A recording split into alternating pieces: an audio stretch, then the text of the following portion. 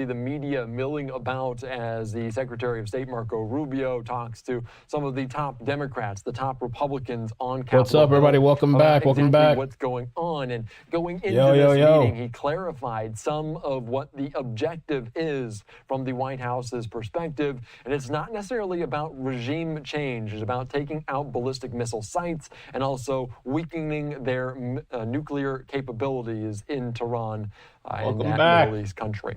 All right, I'm Andy Mack. We're going to watch this here all night, live now from Fox. Let's slide away for a quick 2-minute break.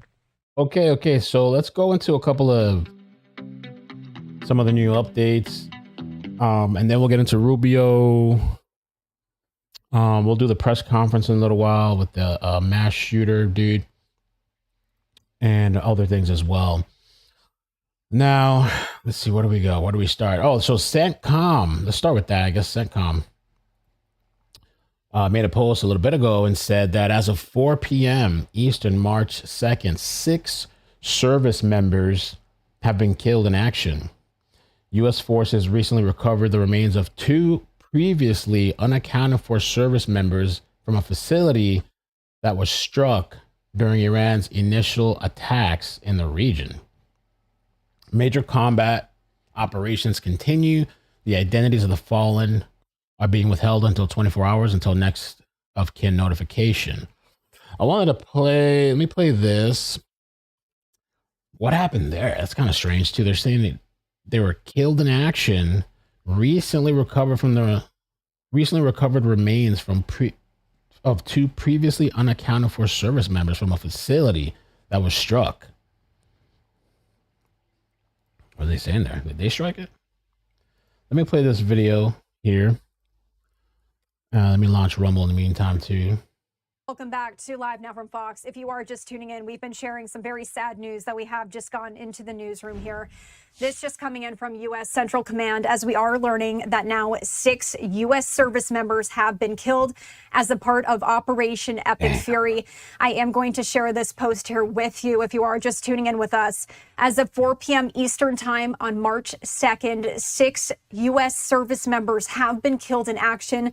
U.S. forces recently recovered the remains of 2 previously unaccounted for service members from a facility that was struck during Iran's initial attacks in the region. Major combat operations continue. The identities of the fallen are being withheld until 24 hours after next of kin notification. Once again, Operation Epic Fury going into effect there on Saturday as we did see those strikes. And we also heard from President Trump this morning that this is planned to continue for the next 4 to 5 weeks, but it could expand beyond after that. So we did want to share that news here with you on Live Now from Fox. 6 U.S. service members now have been killed. Now, we were also sharing with you some comments from Secretary of War Pete Hegseth, along with Air Force General Dan Kane. We left off after Secretary of War Pete Hegseth's comments, but we do want to continue playing out that press conference here for you on Live Now from Fox. Thank you, Mr. Secretary, and good morning, everyone. The purpose of my portion of the briefing today is to update you and the American people on the actions taken thus far. The briefing will discuss the preparation, the planning, setting the force, the early operations, and how we're assessing the progress thus far. So let's get started. On Saturday, 28 February, at 01:15 Eastern Standard Time, 9:45 a.m. local Tehran time, on the orders of the President of the United States, U.S. Central Command, under the command of United States Navy Admiral Brad Cooper, commenced Operation Epic Fury. As I said, I'm going to walk you through the initial phases of the operation. But first, I want to express my deep condolences and the condolences of the Joint Force to the Department of War personnel killed and wounded in actions thus far. As the Secretary said, they're heroes and represent the best of our nation has to offer. They're true examples of what selfless service means. Our deepest and heartfelt condolences are with their families, their friends, and their units. We grieve with you, and we will never forget you. Additionally, I stand here before you today grateful for each service member, planner, logistician, operator across our joint force, for our Department of War civilians, our intelligence community teammates, our interagency teammates who continue to stand in harm's way alongside us. I am proud of all of you as you take the fight to the enemy, and we are the best in the world at integrating, period. I want to extend my personal gratitude to the dedicated commanders and senior enlisted leaders and the enlisted members of the Joint Force who are fighting this fight across the CENTCOM AOR. In addition to Admiral Cooper and Fleet Master Chief Compton, I want to highlight a few today. U.S. Army Central Command Commander Lieutenant General Pat Frank, who, along with his team, are fighting the counter-missile and counter-drone fight. United States Navy Central Command Commander Vice Admiral Kurt Renshaw and his team, who are engaged with the Iranian Navy and projecting American naval combat power from the seas. And United States Air Force Central Command Commander Lieutenant General Derek France and his leadership team, who are crushing Iranian targets from the air. I want to highlight the support to the CENTCOM fight from other combatant commands who are directly involved with this effort, to include U.S. Spacecom, U.S. Cybercom, and U.S. UCOM. I also want to specifically call out United States Transportation Command and U.S. STRATCOM for their contributions to this fight. We cannot. So that's that update, man. It's pretty it's sad. I really kind of wonder what happened there.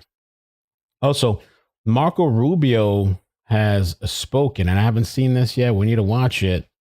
Let's put it on. It was about 8 minutes long.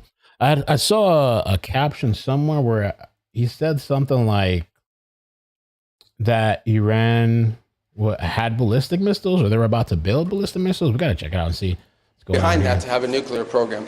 That's the objective of the mission. That said, abundantly clear, we would love for there to be an Iran that's not governed by radical Shia clerics. As I've said myself repeatedly for years, the leadership of that country does not reflect the people of Iran, and I think that's been pretty apparent in the protests that you've seen. If there's something we can do to help them down the road, we'd obviously be open to it, but that's not the objective. The objective of this mission is the destruction of their ballistic missile capability. Regime change has not gone well for the United States. The what now? Regime change has not gone well for the United States for many, many decades. How do you assure the American public that things will not get worse for the next regime that comes in there and replaces the we would love to see this regime be replaced. And ultimately, as the president has said, he calls... No, but let me finish my answer.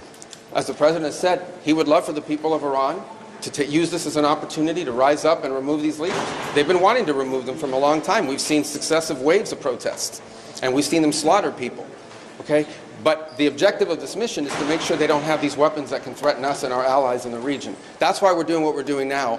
And while we would love to see a new regime, the bottom line is, no matter who governs that country a year from now, they're not going to have these ballistic missiles and they're not going to have these drones to threaten us. That's the objective of this mission, is to deny them the ability to use ballistic missiles to threaten their neighbors, to threaten our bases, to threaten our presence in the region, and ultimately as a shield behind which they can do whatever they want with their nuclear weapons ambition. We were not going to let them hide behind that, and that's why this was such a critical mission to undertake now, while they were at their weakest point, and not a year from now, where they could inflict even more damage and perhaps already be behind that point of immunity. Go right here behind. Go ahead, you and then you. Yes. Your critics in Congress have said that they should have a role, they should be able to weigh in here, and there are going to be war powers resolutions votes in Congress later this week. Why not notify Congress ahead of this, and does Congress... Well, we did. We notified Congress. I mean, we notified the Gang of Eight. We notified Congressional leadership. There's no law that requires us to do that. The law says we have to notify them 48 hours after beginning hostilities. We've done that. I think the notification went today. But we did notify members of Congress in advance. But we can't notify 535 members of Congress. Vote to authorize the war. Well, the Congress can vote on whatever they want, but there's no law that requires us to do that. And I want to say something, because I see people on TV. Look, that's fine. If they want to take a war powers vote, they can do that. They've done that. They've done that a bunch of times.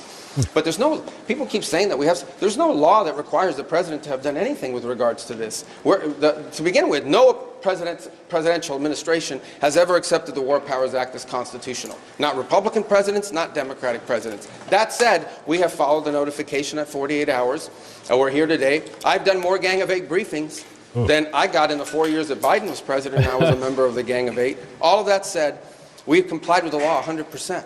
and we're going to continue to comply with it. We've done the notification, and we officially to Congress, but we did notify members of Congress. We just can't notify 535 people. That's not possible, but we did the Gang of Eight twice. I briefed them last week, and then I called them the night before the operation. Can you tell us what you know, Mr. Secretary, or the administration knows about the strike on a building in southern Iran that the Iranians are saying was a school, reports of large numbers of civilians, including children killed? Yeah, I've seen those reports. I don't have, I would refer you, not because I'm not trying to answer your question, but I don't want to get it wrong. The Department of War would be investigating that if that was our strike, and I would refer your question.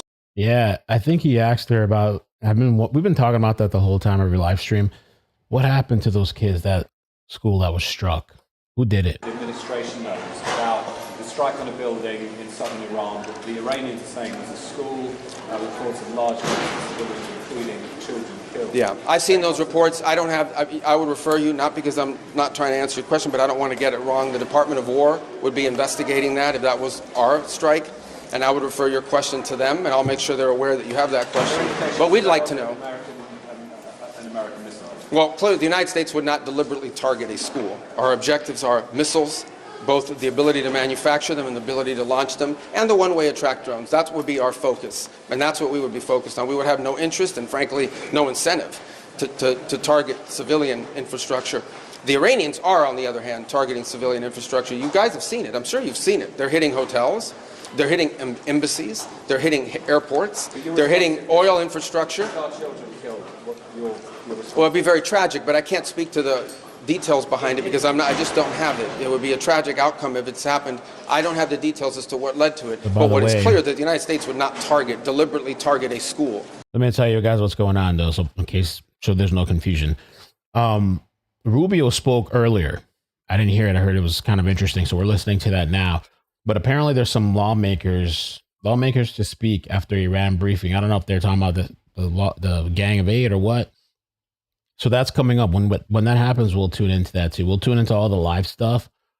We'll also, there's a couple of interesting things, I think. The serial killer thing is interesting. The press conference is like 20 minutes long, but I don't know if you guys saw the picture that came out. Not only was this dude wearing a shirt, property of Allah, but his body, when they found him under the property of Allah, he had an Iranian flag shirt. Really interesting. The mass shooter in Texas. All right. They are, on the other hand, deliberately targeting civilians, as you've seen, because you know why? They are a terroristic regime. They sponsor terrorism and they participate in terrorism. What's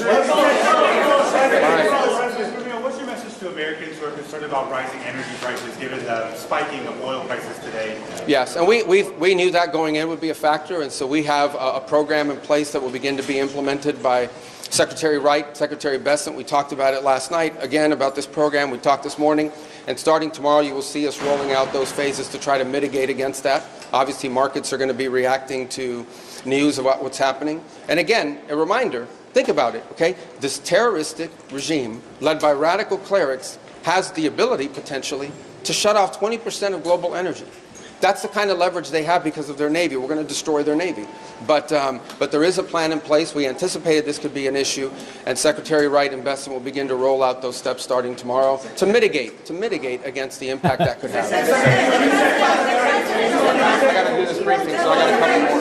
Yeah, first thing that was funny. Do you anticipate putting boots on the ground, and how Rolling a long blunt? do you anticipate the conflict to last? Well, we don't. Let me say two things about it. Number one, the president always has the options to undertake whatever operations he decides to do as the commander-in-chief.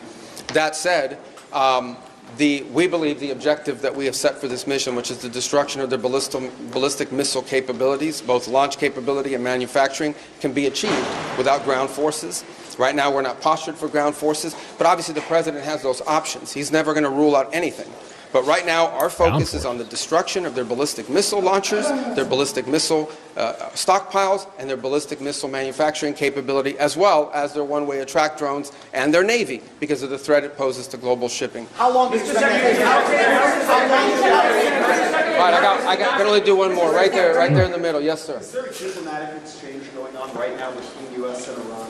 Any exchanges whatsoever outside of No, not at this time. I mean, look, we always have people that reach out from inside of governments. You don't know if they're authorized to reach out or not. They're suffering a tremendous amount of damage. Honestly, Again, I'm not going to give away the details of our tactical efforts, but the hardest hits are yet to come from the U.S. military. The next phase will be even more punishing on Iran than it is right now. Someone was screaming, how long will it take? I don't know how long it'll take. We have objectives. We will do this as long as it takes to achieve those objectives, and we will achieve those objectives. The world will be a safer place when we're done with this operation. All right? Thank you, guys. Man, yeah, they're asking about the schoolgirls.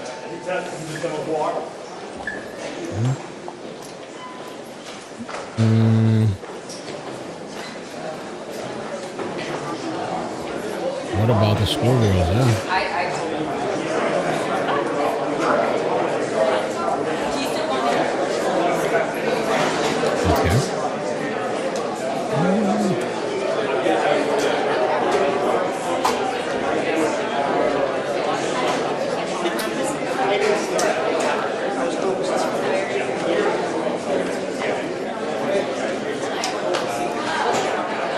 All right.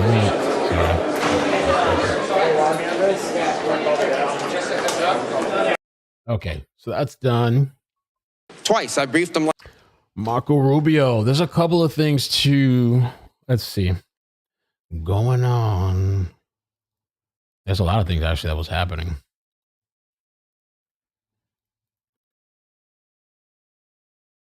Oh, Jesus.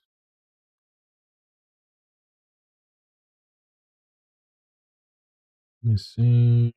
Oh, yeah. They're saying the U.S. State Department has issued an urgent warning instructing U.S. citizens to depart immediately using commercial means due to serious and escalating safety risks.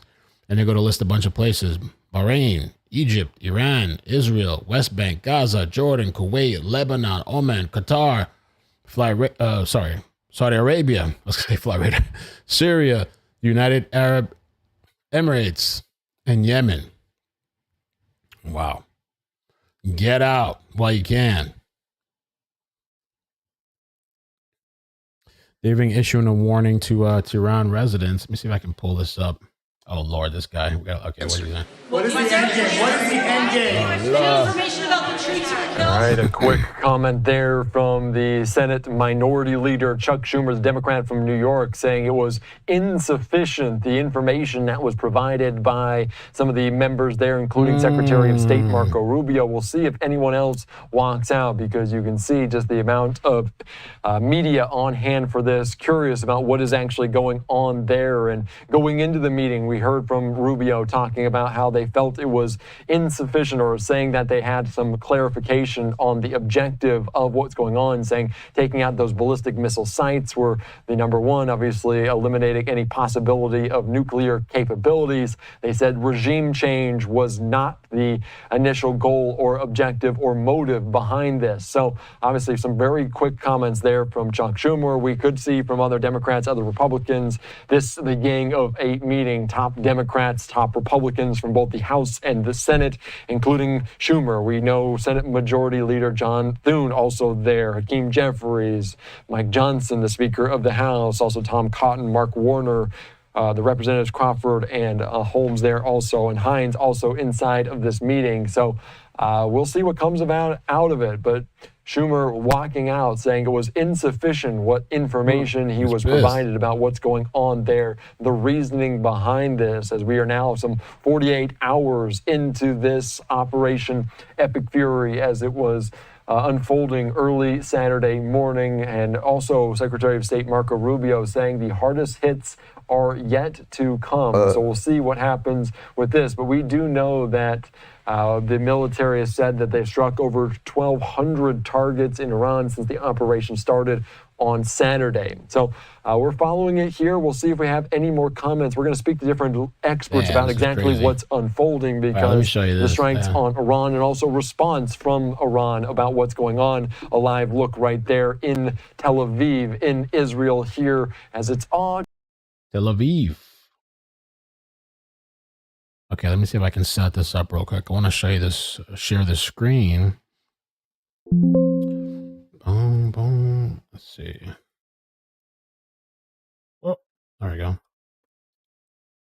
Share the screen. They're saying that this guy here They found a drone, an attack drone in Iran. I'll have to fix this up later. سفيان بدير يلا تعال شيل هانيا شيل بالله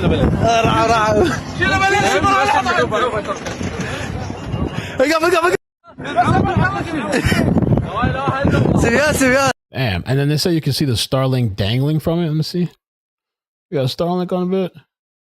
Where?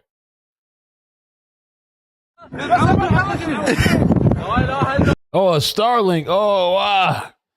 Thank you, Elon. Thank you, Elon. They even gave me a free installation on the drone. Thank you so much, my brother. Wow. They say this Lucas drone, American copy of the Iranian Shahad, crashed in Iraq, with locals recovering it intact. Wow. We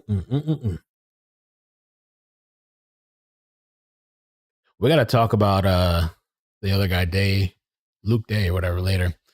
Israel has announced it will bomb 28 villages in southern Lebanon. And they're going to list a bunch of places. Lebanon's been getting hit. They have been taking hits today. Let's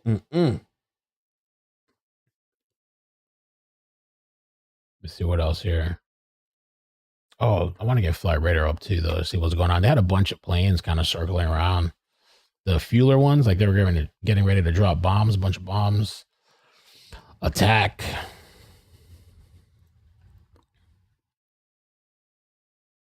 Yeah, they're telling people to get out. Leave now. State Department urges U.S. citizens to depart now.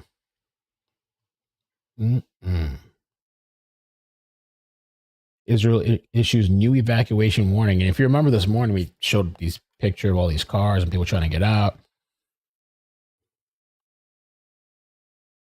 Look at this guy's post here. There's a couple of tweets that I want to show you guys.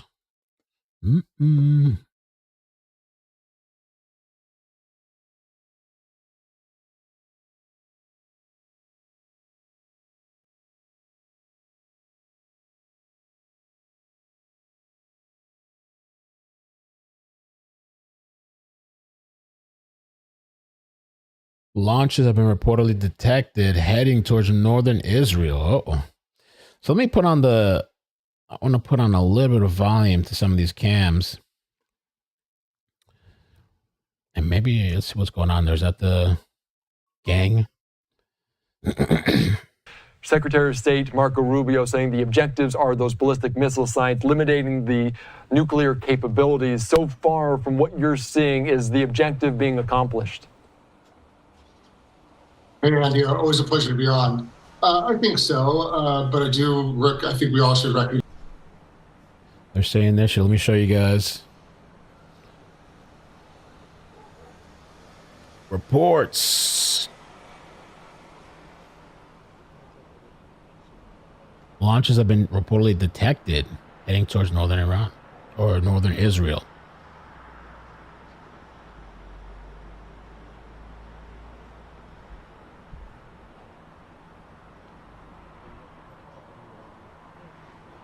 Bill Clinton, man. They said this was deposition.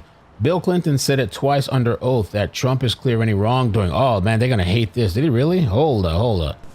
Oh, I hate this, but because I don't believe I should inject anything. He said, I hate this. But I do not want to leave the impression. Hold on. We got to, I have to clip this, Pimpin. We have to clip this. Is this really what happened? Hold on. Okay, let's go. Oh, I hate this, but because I don't believe I should inject anything. But I do not want to leave the impression. But since there was no follow-up question, huh? The president never, this is 20-something years ago, never said anything to me to make me think he was involved in anything improper with regard to Epstein either. He just didn't. That's the truth. As I said earlier, The only conversation I had with President Trump about this was in the early 2000s. And I have no information that he did anything wrong. I just want it all out there. I want everybody to get it all out there and let everybody see where we are. Wow. Wow. You heard it there. Oh, they're not going to like that. They're not going to like that. Hold on. Layla sent me. We're not going to watch the whole thing now. She sent me, I thought she said something in the group. The whole thing came out apparently. Let me see. That was just a clip. Oh, they're doing it live? This shit's happening right now? No. No, Bill Clinton? Yo, we might have to listen to some. I don't know. What do you guys want to? Oh, shit. But no, he's been going on for an hour, though. We could do a whole live stream on this. We could do a whole live stream on this. But, wow. It's happening. It's live. I mean, it's being put out live. Epstein deposition just released in full. Bill Clinton, they're going to hate this. And Bill said that he hates that he even had to say it. I don't know. Why would you hate the truth? I mean, you got to say it, man. Hey, even if you don't like Trump. He said it. Your Lord and Savior told you. Oh, they're pissed. Somebody in the chat. We get it, Mel. Get on. I know some people are really upset about that. Oh, jeez. All right, I know. All right, we'll move on. Now they're saying, forget it. Why are we wasting time on Epstein? I see y'all. I don't like that. Okay. Let's see, Speaker Johnson talking. Of a great concern. If we had waited for all of those eventualities to take place, the consequences of inaction on our part could have been devastating. We don't know at what magnitude, but you can assume, because it is common sense, that if Iran had begun to fire all of their missile arsenal, short and mid-range missiles at our personnel and our assets and our installations, we would have suffered staggering losses. And if we had waited to respond before acting first, then those losses would have been far greater than if we had done what we did. That was their decision. I can guarantee you this, if we had not acted, if the president, the commander-in-chief, had not acted as he did, those same officials would have been hauled in here by members of Congress and asked them why in the world they waited if they had exquisite intelligence, knowing that that would happen, that we would suffer such staggering losses. Why did they not act to prevent it? So I am convinced that they did the right thing. There's another critical point. What were the objectives? The objectives for our Operation Epic Fury, I am convinced, because I've now been to multiple briefings and I've understood the point of this, the objective was not regime change. The objective was to take out those missiles, the short and mid-range missiles, and their ability to produce them. We did that. That was objective number one. Objective number two was to eliminate their naval capabilities, destroy those and the missiles, and we are well on our way to accomplishing that mission. That is why I think the president has said, in his own words, the commander-in-chief has said this is going to be a operation that's short in duration. We certainly hope that's true. We pray for our troops and all those in harm's way, our allies as well. I am encouraged that our NATO allies are standing with us. The Arab states are largely standing with us, publicly, certainly privately. Iran was a great threat to everybody in the region and everybody in the world because it was an evil regime. The Ayatollah is no more. That was not the mission of the U.S. to go in and take out the regime, but that happened, and in my estimation, that is a great development for freedom-loving people around the world. You guys want to make any comments? Take questions. Go ahead, Rahim. Sorry, Speaker. Yes. Do you guys discuss the need for supplemental to get some new munitions and other things that our military might need? It was brought up in discussion. There are more details to be determined, of course. It depends upon how long the operation goes and what the need is. But our appropriators certainly asked that question, but I think there'll be some time before we can put a final number on it. Is there any point you think will need to congressional authorization? So, you know my background. I'm a constitutional law attorney. I'm a jealous guardian of Article 1 in the legislative branch. My understanding of the law, and has always been, and this is the tradition and the way the law has been used and observed over many decades, the president was acting well within his authority. What I just told you is the scope of what happened here and the situational awareness that they had at the time to make this decision. It was not, it's not a declaration of war. It's not something that the president was required, because it's defensive in nature and in design and in necessity, to come to Congress and get a vote first.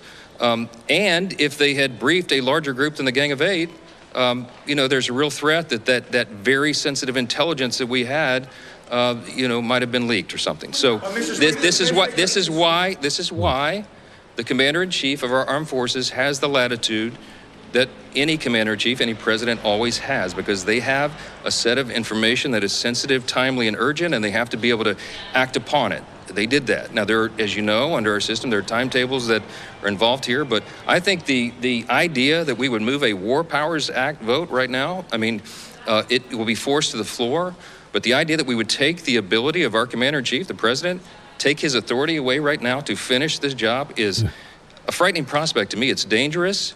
And I am certainly hopeful, and I believe we do have the votes to put it down. That's going to be a good thing for the country and our security and stability. But shouldn't Congress authorize this war, Mr. Speaker? Defensive operation if the U.S. struck first, Mr. Speaker. The U.S. struck in a defensive posture if we knew for a fact. Wait a minute. Let me answer the question.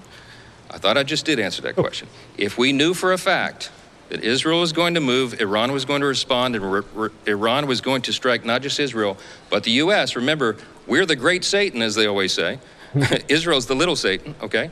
That they would act. We knew that intelligence. There was a name for the plan. We had all the information, all the intelligence. I'm not going to tell you how we knew that, but we did. We have the greatest intelligence operation in the world and the greatest military. And we had an obligation and responsibility to use it to protect our interest, our people first, our troops, and our personnel and our assets. That is an America first objective. That is the objective of the country. The first responsibility of the federal government is to protect the country and its interests, and that's what we did here. I don't know how it's Congress has the authority to declare war. Shouldn't it have authorized this war? In my view, right now, our military and the Commander-in-Chief, he is presiding over the completion of an operation that was limited in scope, limited in its objective, and absolutely necessary for our defense. I think that operation will be wound up quickly. By God's grace, it will. That is our prayer for everybody involved, our troops and everyone else. And, of course, for the people of Iran, who are now rising up euphorically to have a chance for freedom, to have an evil, murderous regime removed. It is a great thing and a great time in history, and we're proud to be a part of it. Thank you. Boots on the ground.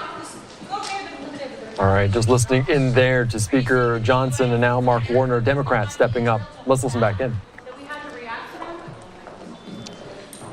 Obviously, I've got a slightly different take. Let me start with acknowledgement of the 4 American soldiers who've been lost. 6 now. 6 American soldiers who've been lost, and the expectation that more will be lost. Let me also indicate that the demise of the Iranian leadership, I shed no tears for. Let's also be clear. I said before, I say now, there was no imminent threat to the United States of America by the Iranians. There was a threat to Israel. If we equate a threat to Israel as the equivalent of an imminent threat to the United States, then we are in uncharted territory. We have seen the goals for this operation change now, I believe, 4 or 5 times. A week ago, it was about the Iranian nuclear capacity. A few days later, it was about taking out the ballistic missiles. It was then, in the president's own words, about regime change. What do you think? A phone call. Excuse me? You're not going to answer that shit right now, are you? Somebody claimed to invented cell phones. I could turn them off. It was then about regime change, and now we hear it's about sinking the Iranian fleet.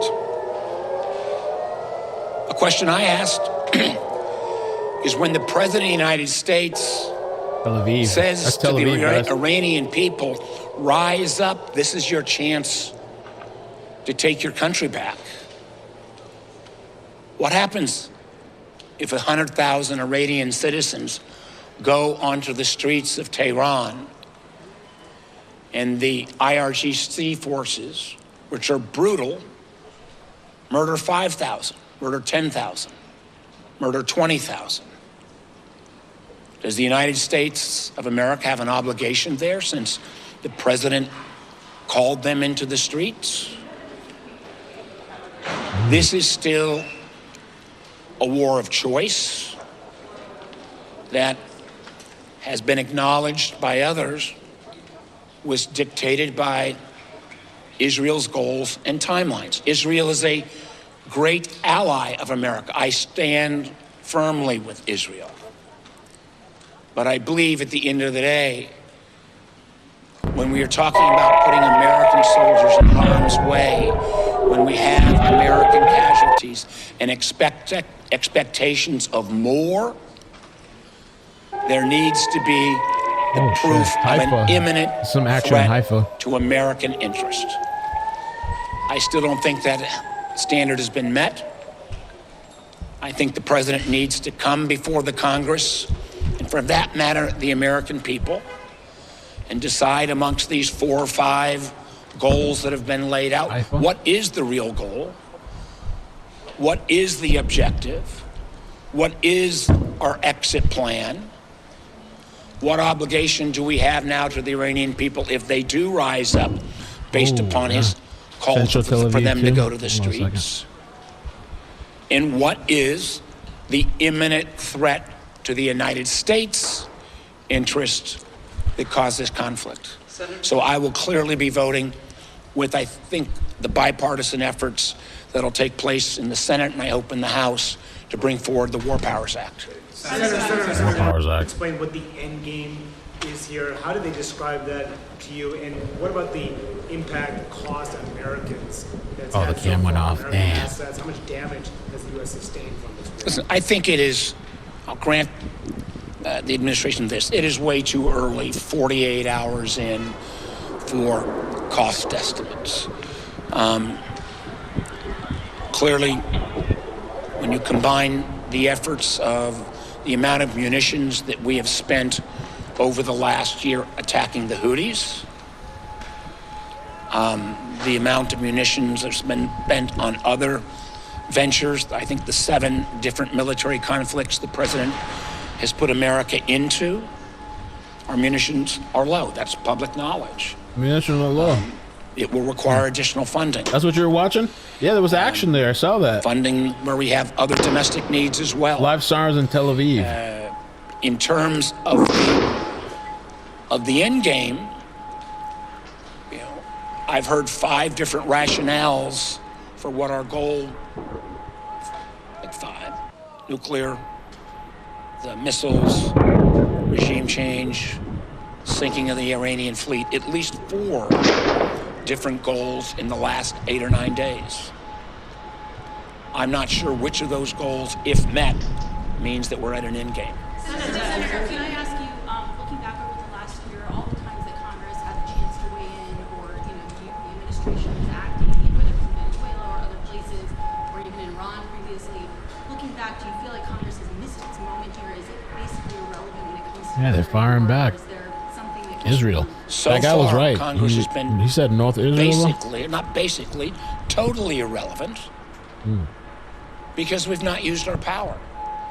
And again, I'll go back to the irony of, if you look back in early January, when the Iranian people bravely, against this, again, awful regime, were in the streets on record numbers,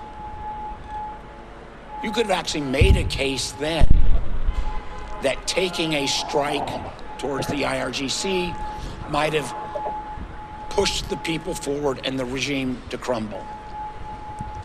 We couldn't do that for two reasons.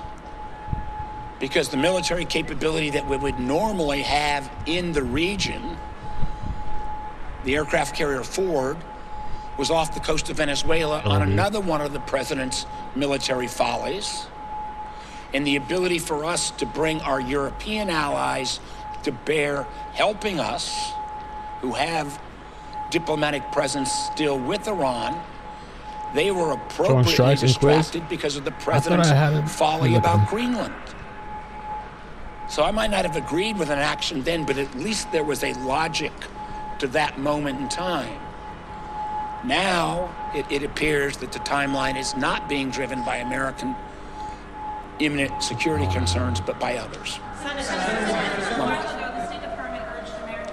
Oh, this is the other one. Oh, okay. Pardon me, say that again.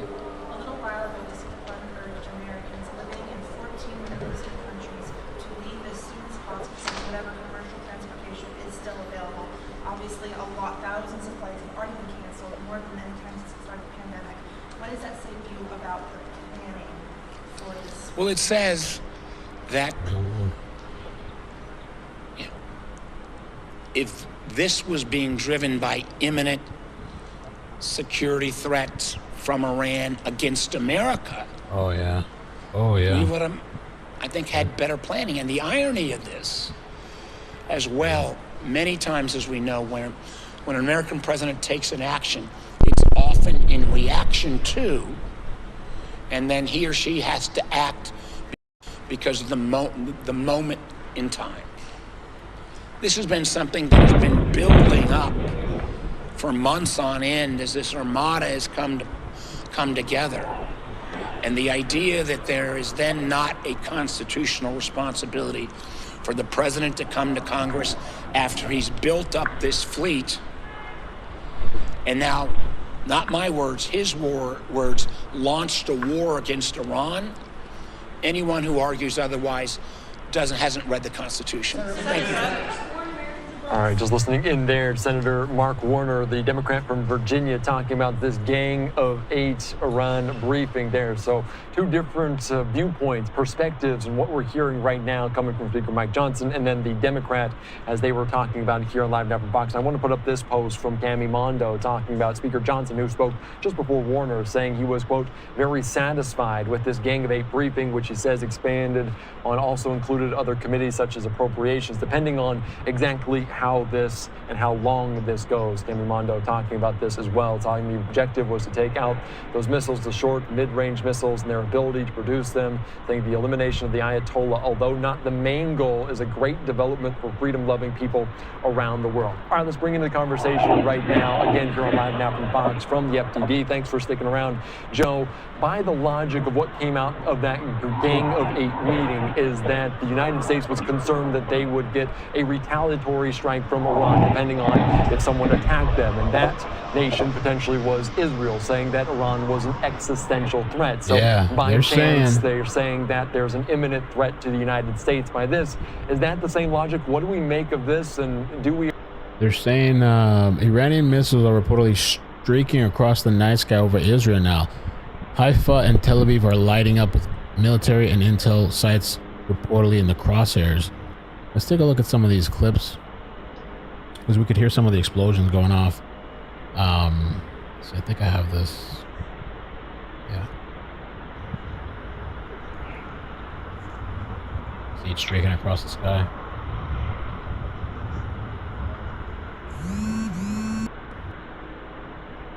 Still got.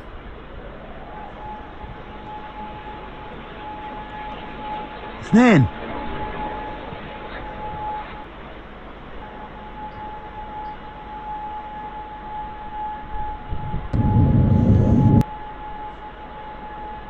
Oops.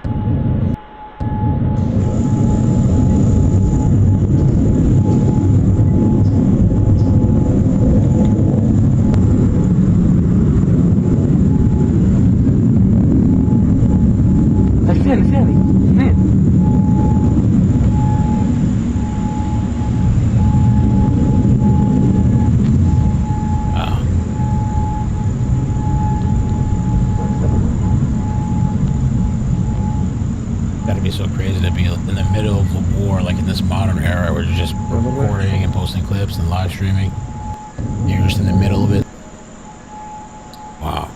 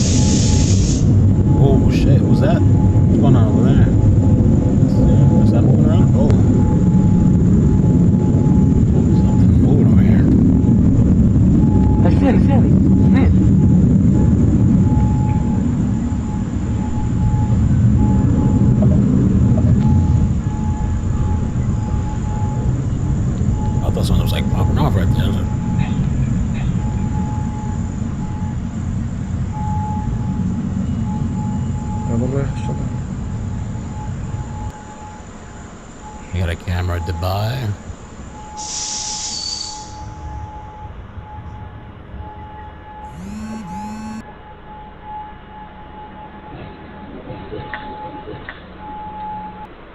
Tucker Carlson says this is Israel's war, this is not the United States war. This war is not being waged on behalf of the American national security objectives. This war is waged purely because Israel wanted to wage it. Going in its second day, and try to answer those 4 questions. First, why did this happen? Now, in this case, there's a really simple answer. This happened because Israel wanted it to happen. This is Israel's war. This is not the United States' war. This war is not being waged on behalf of American national security objectives to make the United States safer or richer. This war is not actually even about weapons of mass destruction, nukes, chem bio. No, this war is waged purely because Israel wanted it to be waged. Now, why say that out loud this early in the conflict? Isn't that dispiriting for, say, American troops fighting this war? Yes, it is. And we thought a lot about whether it was wise or decent even to say something like that out loud, and have decided that it is for the following reason. First, because... Footage allegedly shows air defense lighting up the sky over Ras Al Khaimah, UAE, intercepting multiple incoming threats.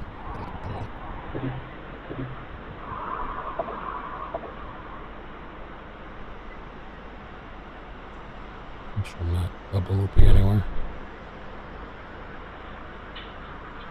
I'm going to show this video to you guys now.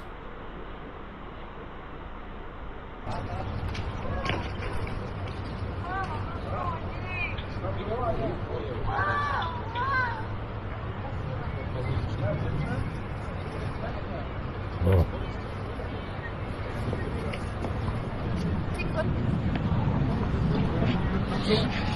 Вставай, отойди.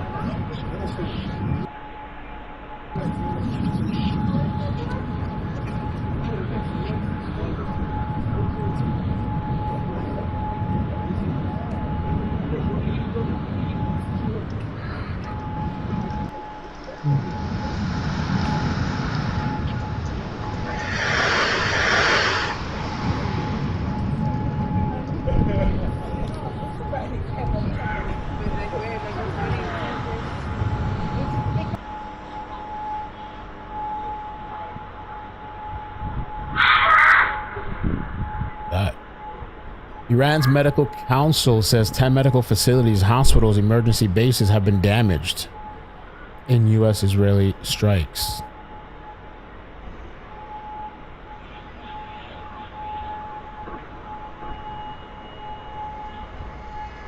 Oh, these people have been identified? Confirmation of the first American casualties since the confirmation. Okay. Apparently confirmation of the first American casualties. Let me just show you guys that here. Of the first American casualties since the U.S. and Israel launched attacks on Iran. 3 service members have been killed, at least 5 others wounded. Today, President Trump addressed those losses in a new video. As one nation, we grieve for the true American patriots who have made the ultimate sacrifice for our nation. and a new wave of deadly strikes.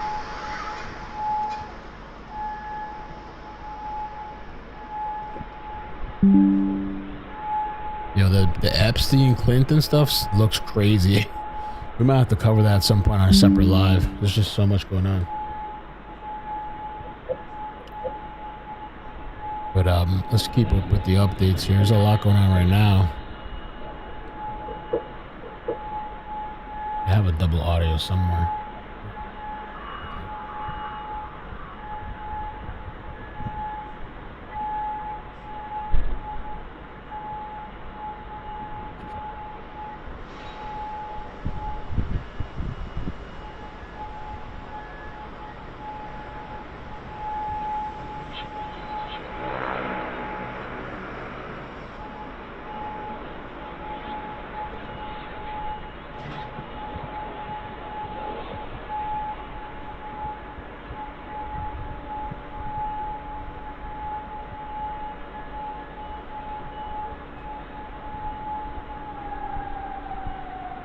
I can hear those. I guess that's sirens.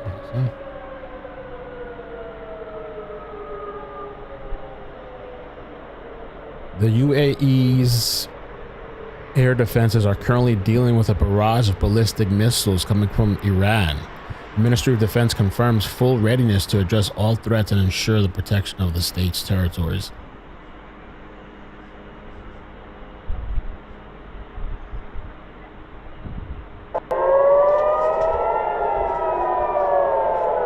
This is from earlier, the audio playing. Let me ask you this. Have they been ordered not to show certain things? Like, because I saw Associated Press. Let me see if they still have it. They were live. And they had a pinned comment saying they can't show certain things or give away certain positions, so they're not going to show interceptions anymore or something like that. It was pinned in one of their lives. I don't see it anymore.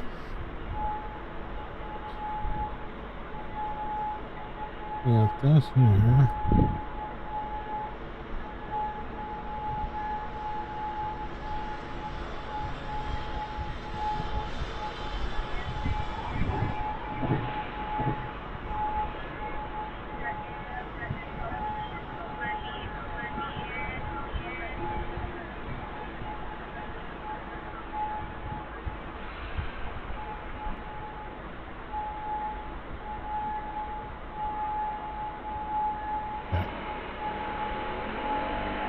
Are they not going to show something? Because I see that the RT posted here, and I'm, you know, again, this is Russia media, but kind of like implying that they're told not to show certain things. Let me see. Cameraman pans down from sky as sirens erupt. I don't really notice much here what this person did, but.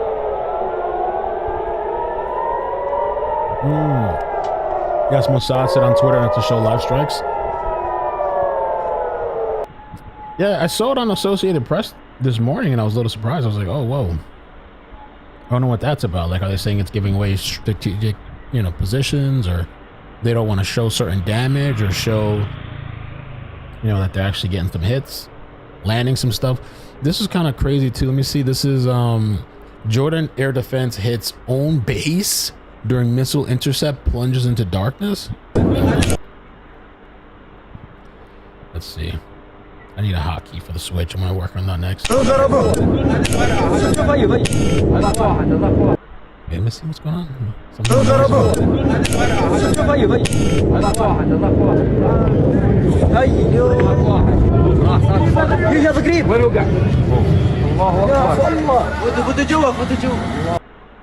The whole hot mess.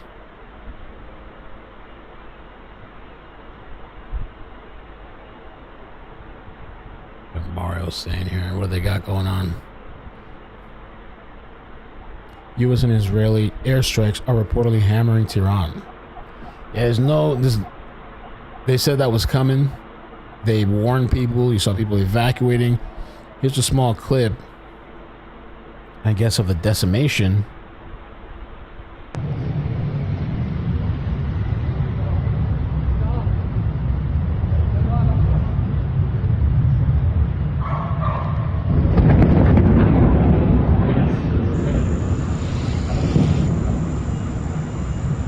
They were told by the Israeli government they are not allowed to show strikes or interceptions because Iran watches their lives. Yeah, I saw one of them post something about not showing it anymore.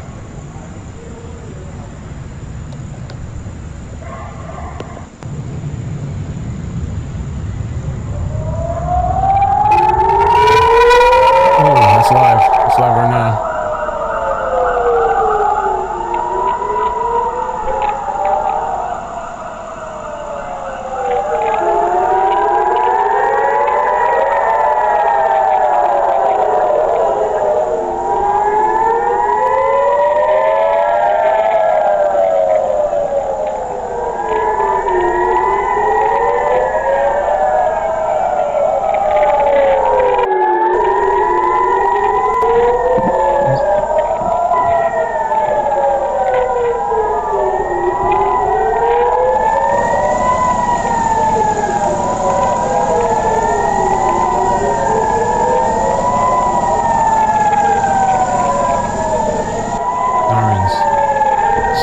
Siren sounds in Tel Aviv. Rocket fire seen over skyline. This equals the Israeli Air Force, as they have identified a short while ago. Missiles launched from Iran toward the Beirut.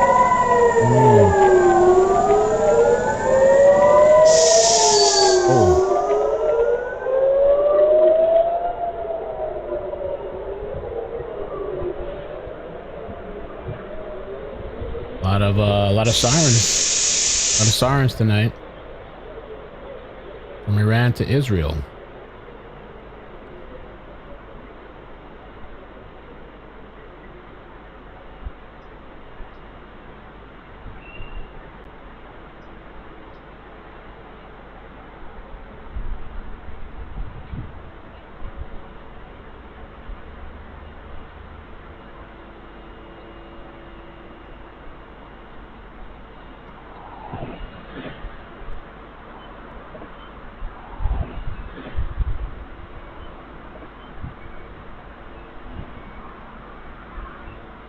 Iranian missile reportedly reached Haifa without interception. Damage and target still unconfirmed. Night footage shows a bright projectile over the city among ongoing barrages. Yeah, I wonder if they're considering that. Maybe that's what somebody was talking about, that they're watching the feeds maybe and they can see certain paths are not really being intercepted. Or how far they can get into a place before it gets intercepted. Let me show you this. Oh, here we go.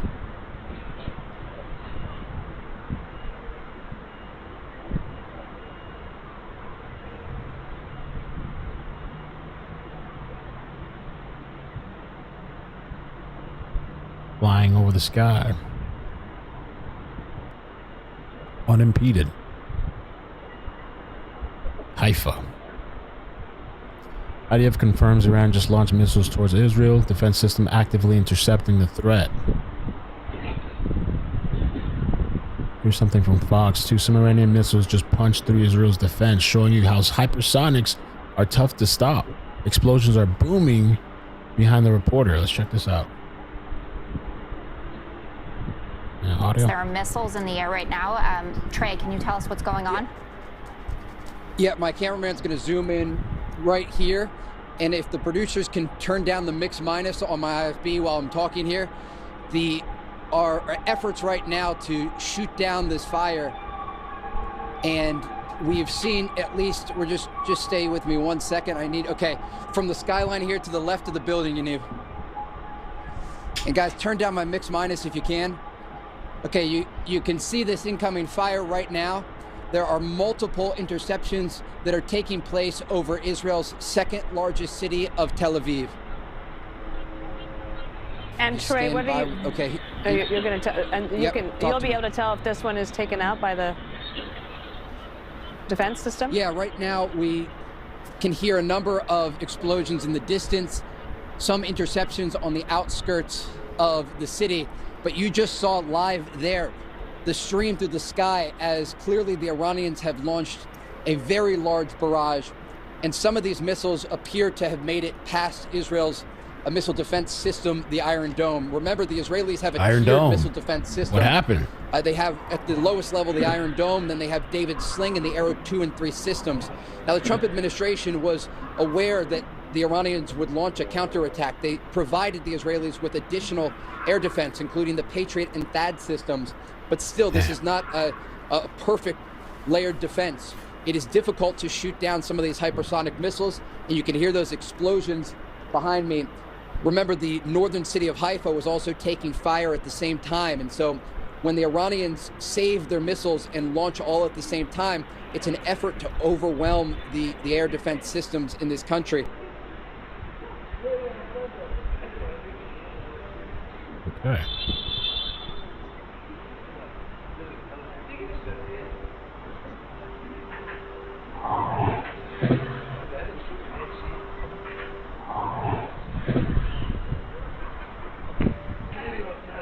Damn, okay, Marco. Oh, he put this video out. Marco Rubio. At the Department of State, our number one priority is the safety and the security of American citizens everywhere in the world.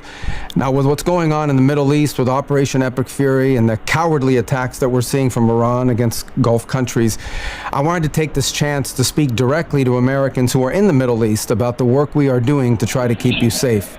So immediately following the beginning of this operation, at my direction, the State Department activated a 24/7 task force, surging personnel and resources necessary to help provide American citizens with up-to-the-minute safety and security information. Now, in order to receive these updates from the nearest U.S. embassy or consulate, you have to register with the Smart Traveler Enrollment Program. You have to register with STEP, and here's where you do it. You go to step.state.gov. That's step.state.gov and register so we can reach you. We also encourage Americans abroad to follow our security updates for U.S. citizens channel on WhatsApp and follow @TravelGov on social media as well. The latest alerts are also available on travel.state.gov. That's our website, travel.state.gov. Finally, Americans in the Middle East, you can reach the Department of State 24 hours a day, 7 days a week at the following phone number: 1-202-501-4444. That's 1-202-501-4444. Good.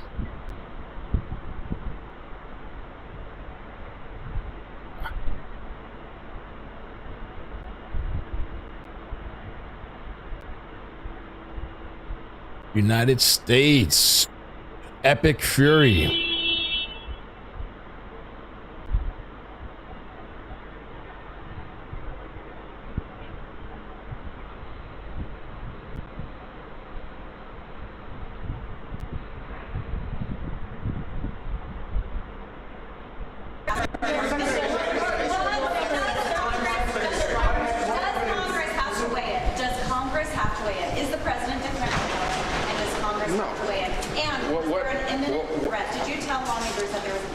Absolutely was an imminent threat, and the imminent threat was that we knew that if Iran was attacked, and we believed they would be attacked, that they would immediately come after us. And we were not going to sit there and absorb a blow before we responded, because the Department of War assessed that if we did that, if we waited for them to hit us first after they were attacked, and by someone else, Israel attacked them, they hit us first, and we waited for them to hit us, we would suffer more casualties and more deaths. We went proactively in a defensive way to prevent them from inflicting higher damage. Had we not done so, there would have been hearings on Capitol Hill about how we knew that this was going to happen and we didn't act preemptively to prevent more casualties. All right, let me see what's CENTCON. They haven't posted in a while.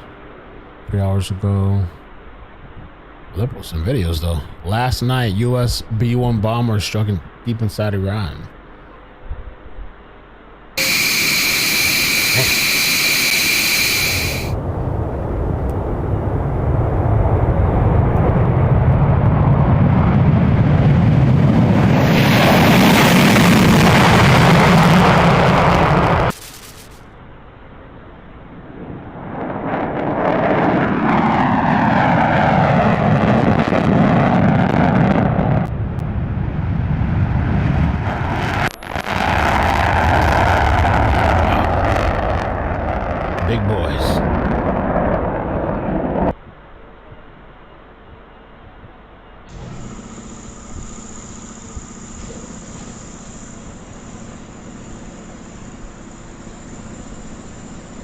Damn, this lady over here, she says, user, what?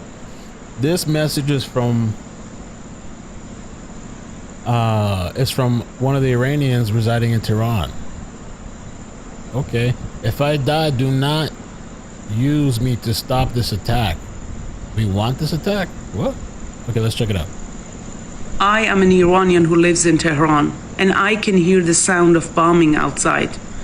In case I'm dead tomorrow, I just want you to remember this. Please, shut the fuck up and don't use me against America or Israel to try and convince them to stop. We asked for this. We want this attack. And I know that you don't want to listen to us. You don't want to listen, but I'm going to give you the shorter version of why we want this. The reason is we had one option, to go and protest this bloody regime, and we did, and they killed 40,000 of us in 2 days. This is the last option we have. We asked for the help, and the help is here. And I know I might die, and I don't care, because I'm willing to sacrifice my life for Iran. And you, just shut the fuck up and don't use me to attack anyone or try to stop this. We want this. You don't understand. You're not in our shoes. So shut the fuck up. That was a message from one of our Iranian sisters, and she asked me to share this with you. So shut the fuck up. Yeah, if you don't want to support us, just shut the fuck up. Damn, she's nasty. I mean, I don't know what she's saying, but she's nasty. Let me see if this works. Oh, I love that. So much better. Amazing. Yeah, man. Whoa. Whoa, whoa, whoa, whoa, whoa. All right, what we got here, too? They're saying just in Israel says it destroyed Iran's state media, IRIB. I think I heard about that a while back, but they're saying they're posting this just now. Just in explosions in Abu Dhabi, UAE, missile warning issued. UAE says they're dealing with a barrage of ballistic missiles launched from Iran. Iran got missiles for everybody, all over the place.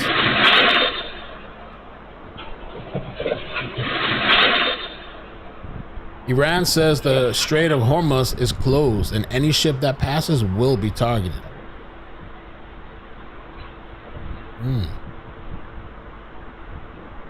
They're issuing evacuation orders. Israel assassinates 2 senior Iranian intelligence officials.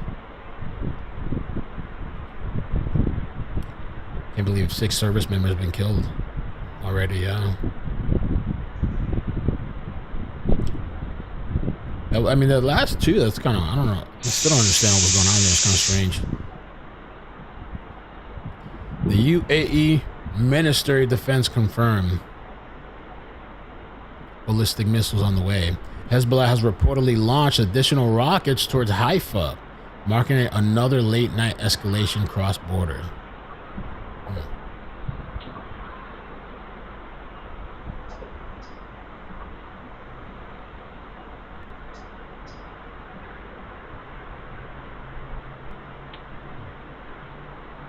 What's this? Missiles. Okay, we got a couple things here. Missiles soar over Tel Aviv. Here's some footage. I guess they told them not to really show us the skyline, what is happening. For maybe strategic reasons.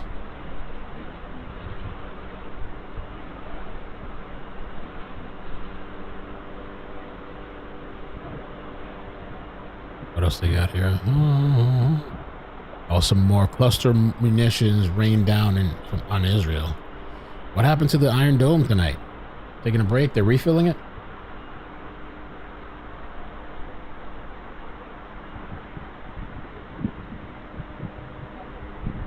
Iranian missile punctures Israel defenses. So they said they're going to be using those hypersonic missiles.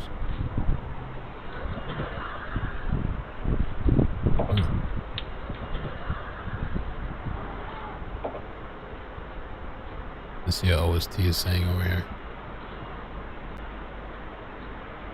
The United States is preparing for a major uptick. Preparing for a major uptick in attacks on Iran over the next 24 hours, heavily focused on destroying the country's missile production, unmanned aerial vehicles, and naval capability.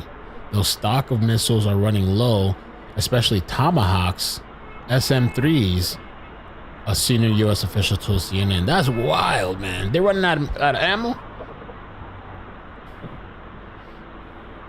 We are?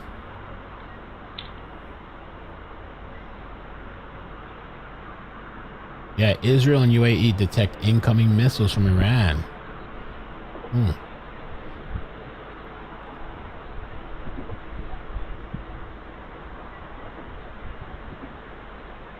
Alert sent to people in Dubai moments ago as Iran launches a massive ballistic missile attack on Israel.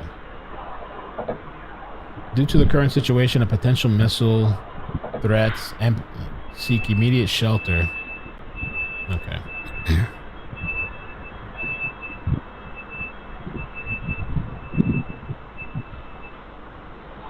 Damn.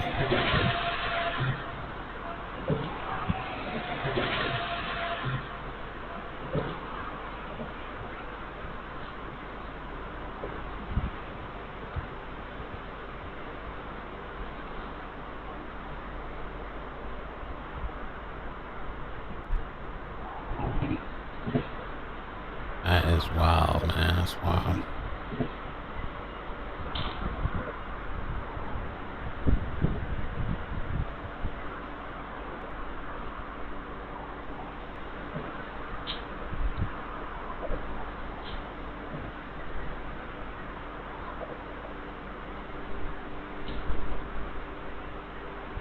What else we got here?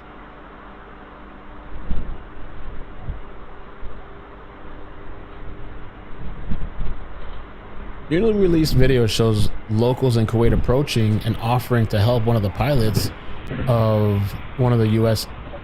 Air Force F-15E strikes. Here's some video. I don't know if we saw this. I don't think we have seen this. You're fine? Really? You need something to help you? No problem, you're safe. You're safe, you're safe. Everything good? No problem. Thank you for helping us. Everything perfect? You're fine? That's wild, though. Friendly fire.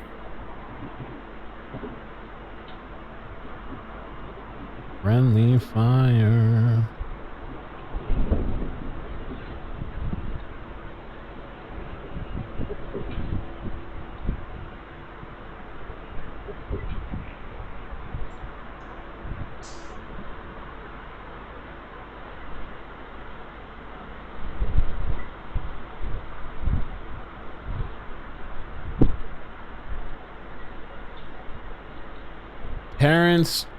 Actor Terrence Howard dropping his wealth of geopolitical knowledge. Okay, let's listen in. What Terrence got to say? We have two huge U.S. carriers that's approaching the Straits. We have 150 different planes. We have China and Iran, along with Russia, all doing these military drills at the same time that these nuclear talks are supposed to take place, and President Trump has threatened to use force if these talks fail. Well, one of the things that a lot of people aren't aware of is the fact that a great deal of Chinese oil, or China's oil, comes from Iran. China was getting a great deal of oil from Venezuela, but the U.S. just cut off that trade from Venezuela with the capture of the president of Venezuela. Okay, I see you. Now, if you look back in history, this took place before. In 1945, we had Japan making its aggressions around with regard to China and to other countries. So what did the U.S. do? It cut off the oil supply for Japan, which led to Japan ultimately bombing Pearl Harbor, and thus the U.S. was thrust into World War II. Where World War III seems like it's going to be pushed by something different, but the same methods look like they're being employed. So what I'm asking right now for everyone out there, I want you to take the time to look at what's taking place inside the world. I want you to take a moment to collect yourselves and think of the outcome that we all want for this world. If we want to be thrust into war, then it's at the front door. If we want to find a peaceful resolution to some of this, then we're going to have to change our tactics. And I don't mean I as an American, I'm talking about I as an earthling. I'm talking about we as a people. This world is going crazy right now. So let us take a moment to look at what's taking place and see what we need to do to make things, better for not just us, but for the world as a whole, because that's what it means being conscious. And perhaps everyone can come together and think in a positive way, can pray in a positive way, but even more so, act in a positive way. Okay, all right, Terrence Howard. Beirut? Oh shit. Beirut? What they got in Beirut?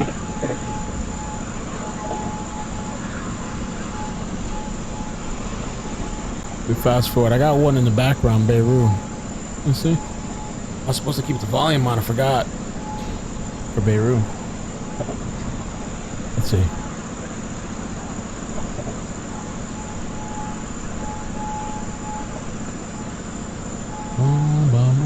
Oh, something dropped. Yeah, thank you for telling me. Why come there's no sound though? Hold on. Let me switch to full screen, guys. I feel like let me just so we can listen a little bit. It's like so much noise going on right now. Let's just for a second. Let's see what happened on here. Lebanon. They say Lebanon got struck.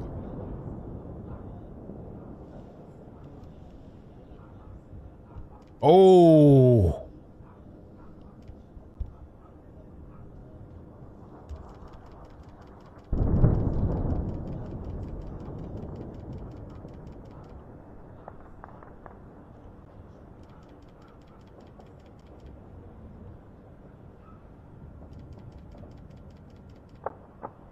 Wow. Yeah, they're taking hits, man. You hear gunshots too. Earlier today when we were streaming, that's what we saw. It was they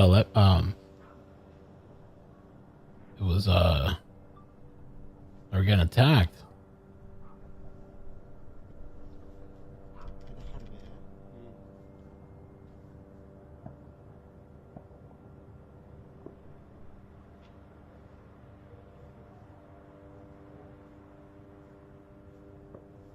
What happened to the camera? Is it frozen?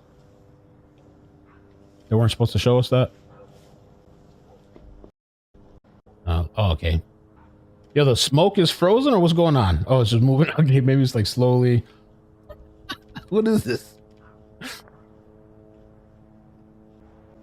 Wow. Beirut. Yeah, there we go. Now it's moving. What do they control when it moves and stops? It's like frozen again. Maybe it's the camera. Oh no, it's moving. I guess it's moving. I don't know. I'm tripping, bro. Don't listen to me. Wow, man. Thank you for the heads up on that. Beirut. Wow.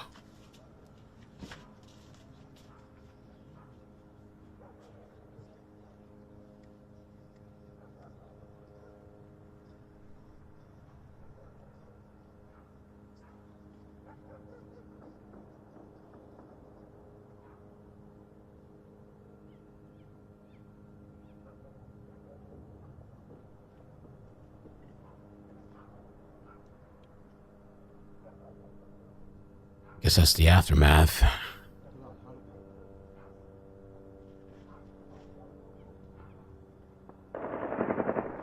Yo, you can hear gunfire, everything going out there, huh?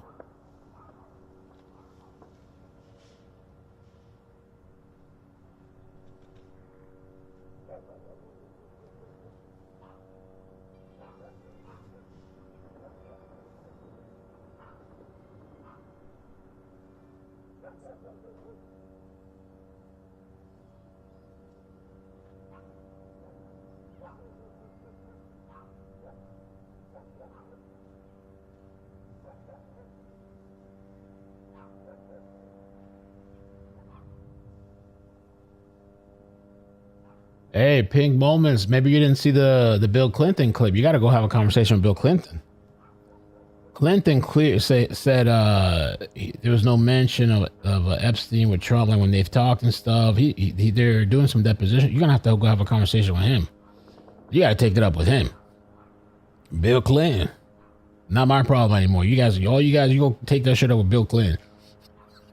It's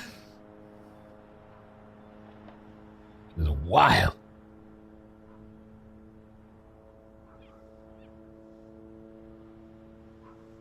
Lebanon, man. Wow. Emergency alerts were sent across Dubai moments ago. When you're not next to a bomb shelter, this is what happens. Yeah, let's have six. Why, what bomb?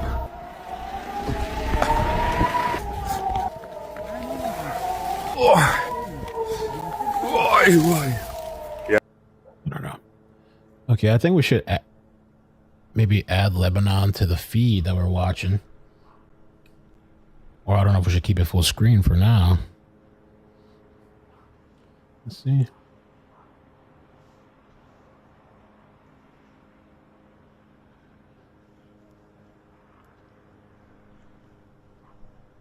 I don't know. We're definitely going to leave the volume open for Lebanon. Let's see what we got going on here. We got Beirut here too.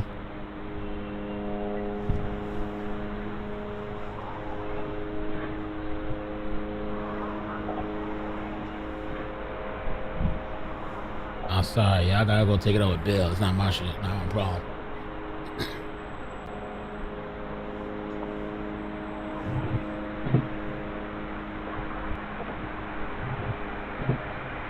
Use helicopters all over Central Park.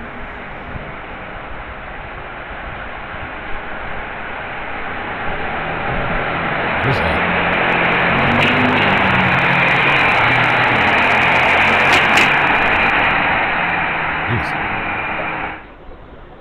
Okay, let me scan for some updates and see what's going on here tonight. A lot of missile barrages, warnings going out. Tehran's under fire. Lebanon.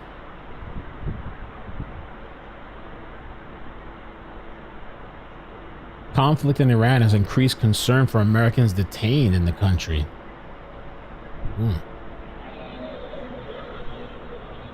What else we got?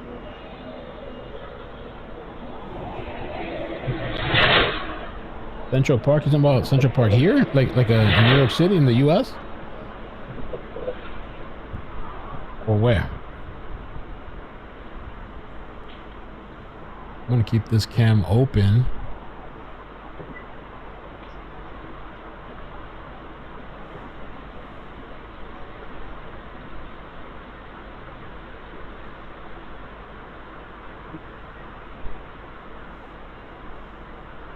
Let's see what these guys are saying. The U.S. Senate is set to be briefed on the ongoing war at 3:30 Eastern tomorrow. Okay.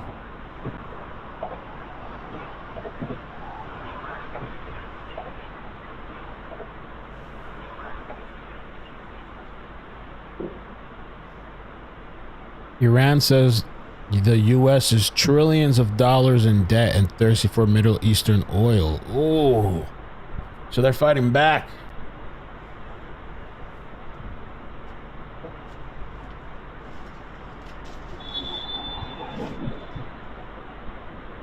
I saw that. We just watched that, Anthony. We saw the guy walk up to him. The Kuwait fighter jet. I mean, not the Kuwait fighter jet, but the American friendly fire in Kuwait. Kuwaitis.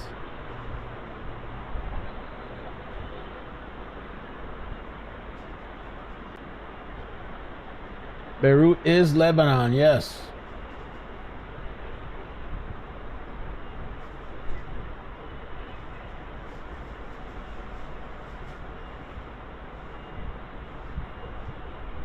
Okay, let's see what we got. What else is going on tonight, man? If you guys could help me out with the like button, please, I'd appreciate that. Get me into the algorithm. Let's see what else is happening live all over the Middle East. There's a lot going on because we got the Middle East stuff. There's been some updates in Nancy. We have to cover that too. I don't know how we're going to do it. We got to get into Nancy a little bit on a different stream. The Clinton stuff, I don't know if we spend some time watching that too on a different stream. How do we do it all? I don't know. Over Cyprus, local officials are confirming that nearly all residents have been evacuated tonight from the village of Akrotiri, surrounding British RAF facility. Trump claims Iran would have had nuclear bomb 3 years ago had he not ripped off the Iran nuclear deal signed by former Barack Obama. Let me adjust the volume a little bit because it's just like too much. You can keep it down until something happens, just to hear.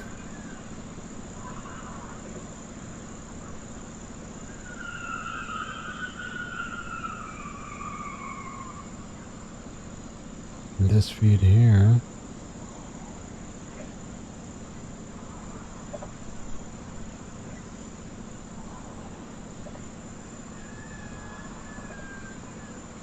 Hillary went off. Yeah, I heard she got pissed.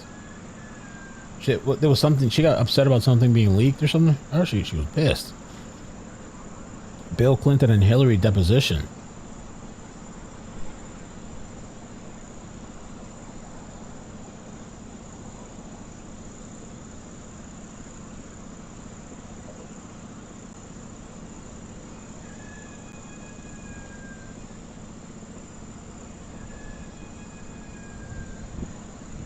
Since there was no follow-up question. Huh? The president never, this is... Wow. It's like, I hate to say this. Okay. All right.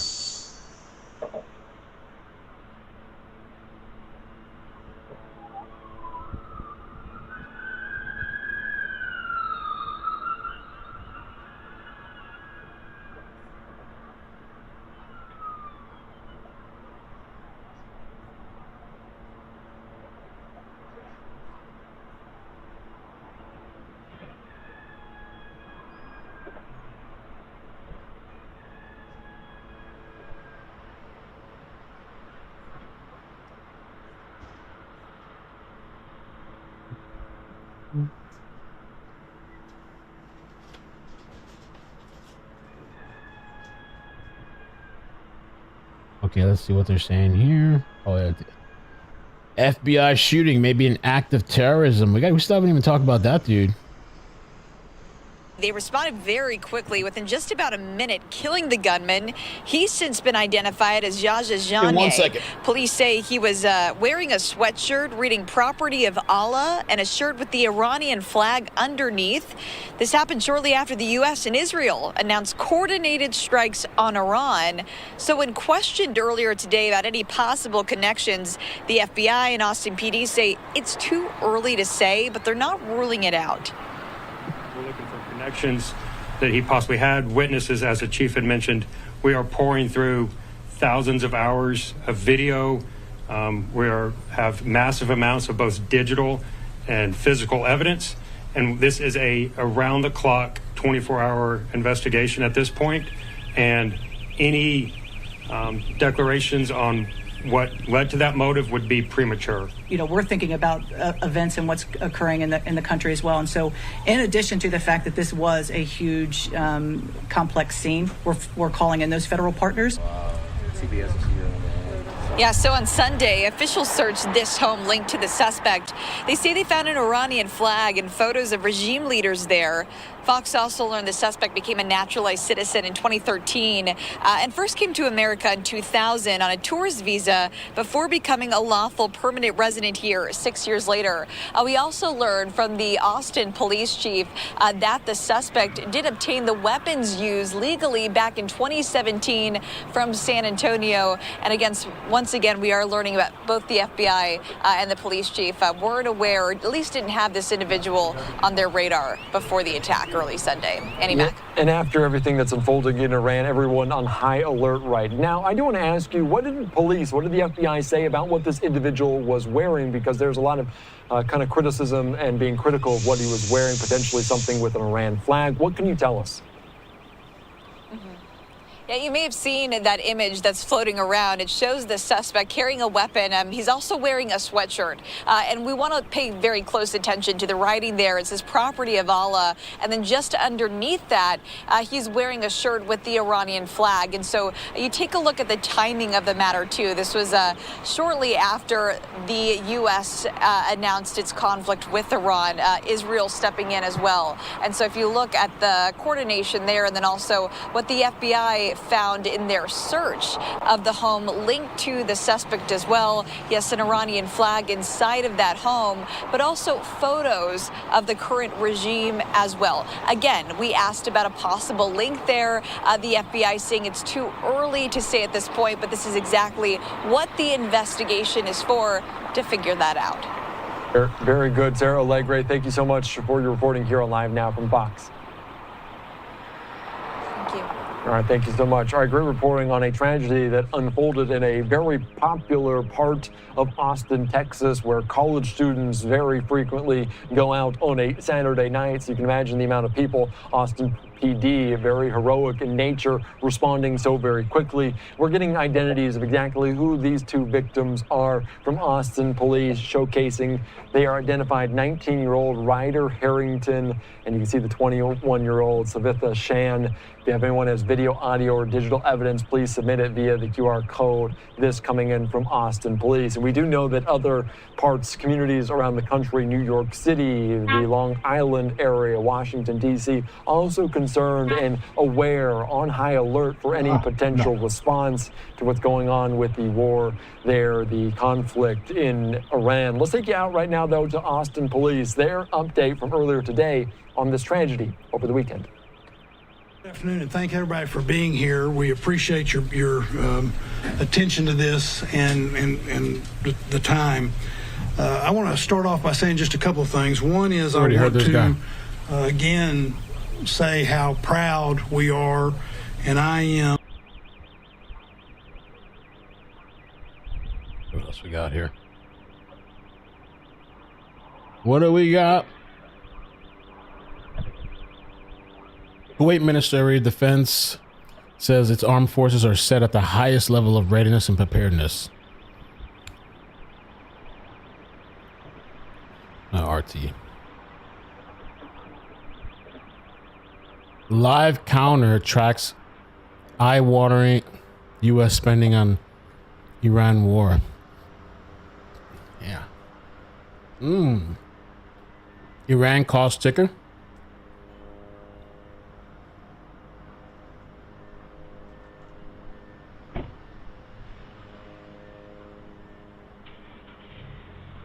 Damn. That money.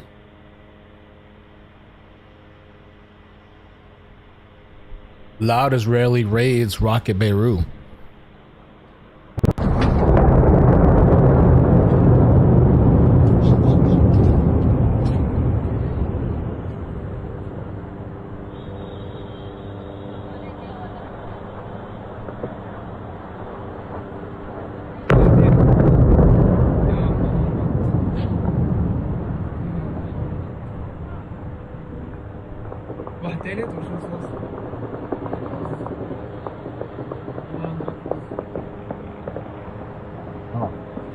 That's what was up.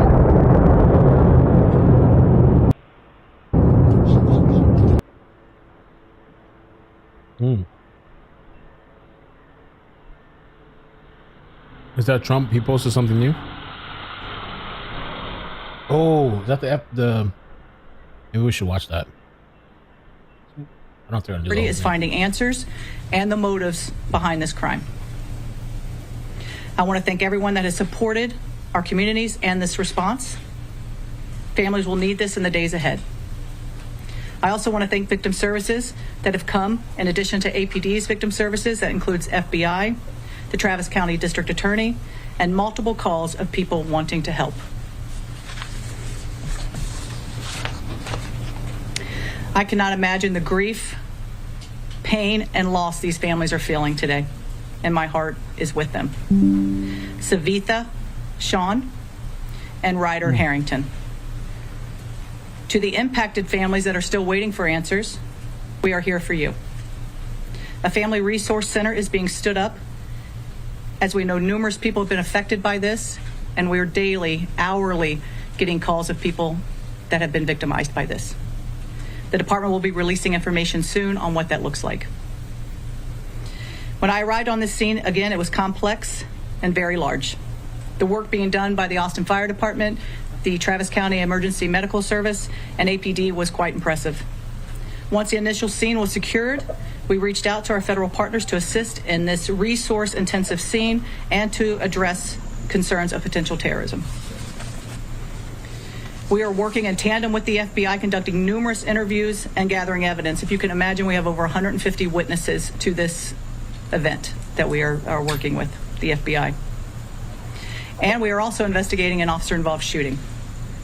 As I have committed in the past, in any officer-involved shooting, we will be releasing info as quickly as possible. Later this week, potentially Thursday, we'll be releasing body-worn camera of this event, as well as information on the suspect, including criminal history.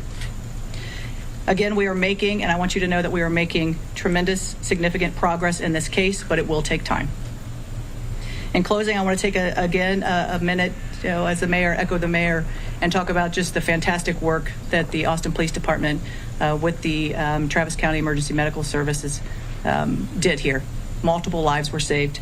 You know, in Texas, we are fortunate to have the Advanced Law Enforcement Rapid Response Training Center, and that's the Alert Center through Texas State University.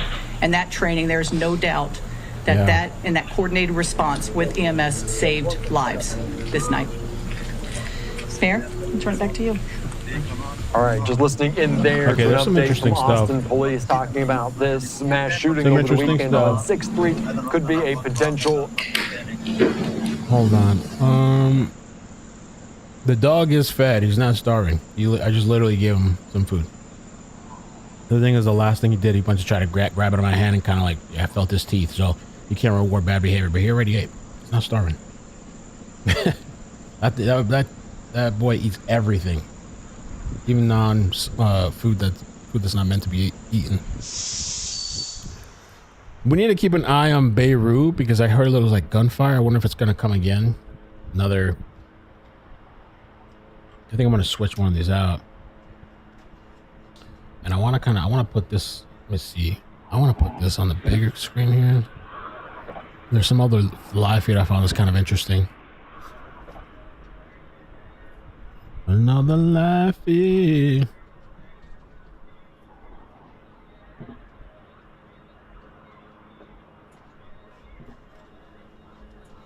Okay, so that is Beirut, Lebanon. And I want to show like this other, I don't know what they're showing here. It's not in English, it's in another language. And then there's another page I found too that's kind of interesting. I kind of want a different layout, so I'm gonna, let's see. They're all running? What's going on here? I don't know. I want to show this. Let's do this for now until I figure it out. عنيف بشارع العريض محطة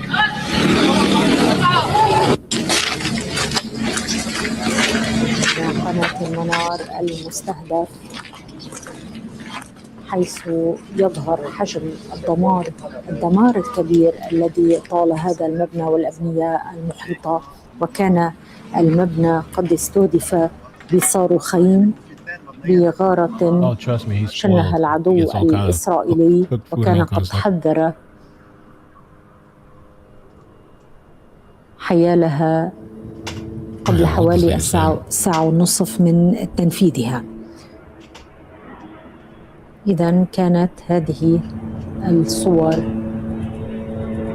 أو هذا شريط الفيديو بعدسة الزميل جهاد.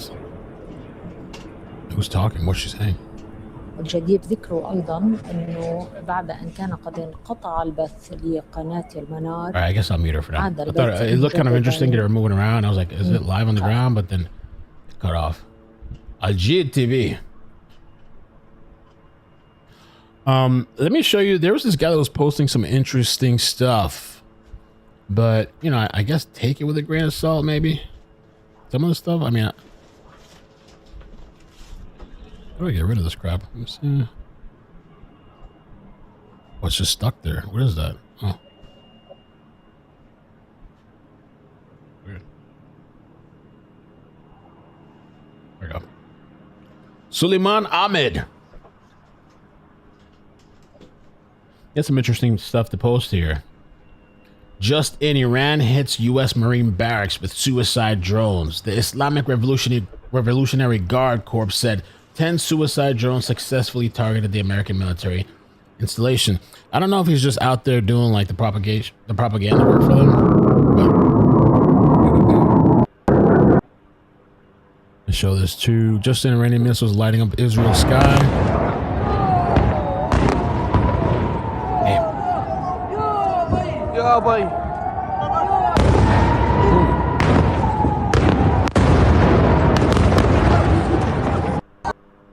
This is posting a bunch of different things. Live updates. Israeli Iron Dome complete failure. We're taking over. Let's see. Damn.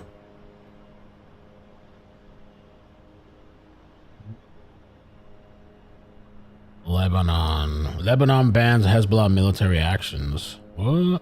Lebanon's government has taken the unprecedented step of banning Hezbollah's military and security activity, prompting Iran-backed group to lash out at the decision. Oh, they're having some in-house fighting.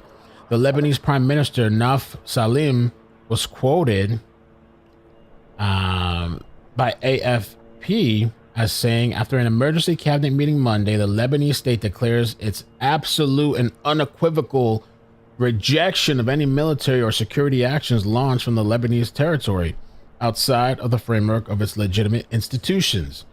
This necessitates the immediate prohibition of all Hezbollah security and military activities, considering them to be outside the law, and obliging it to hand over its weapons. You hear the shooting, right? Whoa. They're turning on Hezbollah?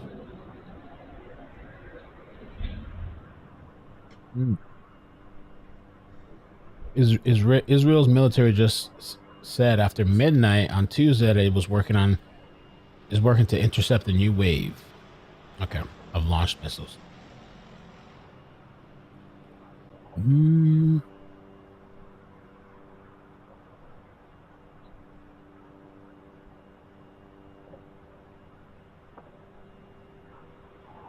Israeli strike hits Hezbollah aligned media building. Oh yeah.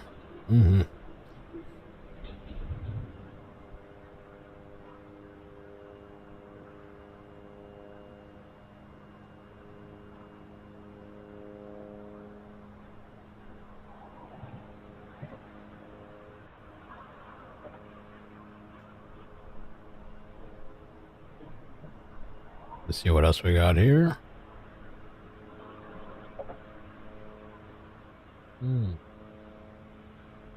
This guy said Tel Aviv on fire.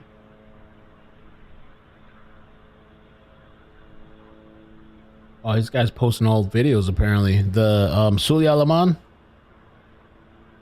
They're saying that guy's just posting stuff from like other days and he's just putting this whole he's basically what Iran does, like putting this false, we're destroying them, we're winning, we're taking over. Just don't watch TV or anything. Make sure don't have any social media or nothing. When was the video originally captured? February 28th, during Iran's retaliatory ballistic missile barrage. But he's just posting it now, like they're on fire and burning. CENTCOM. Let's do that. ally. You noted that a lot of these resources go to China. How does it impact the United States? How does it kind of filter down? And you mentioned the East Coast. Why is the East Coast more impacted than West Coast?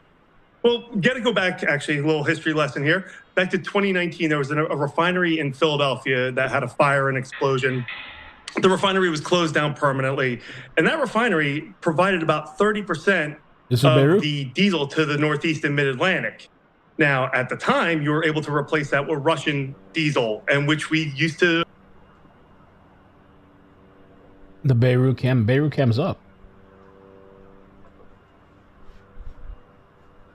Are you talking about the bottom one, maybe, or something? Beirut's up here.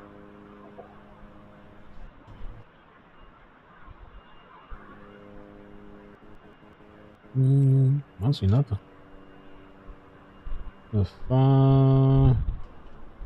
2 minutes back.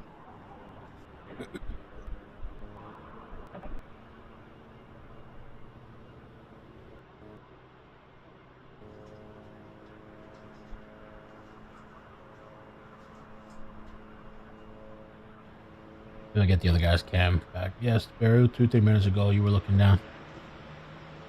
Did they hit it? Oh, they just flew across? They didn't actually, they're just flying by. It's kind of interesting. Let's see if I find it. I'll isolate it and then I'll play it for us. See if I find it here.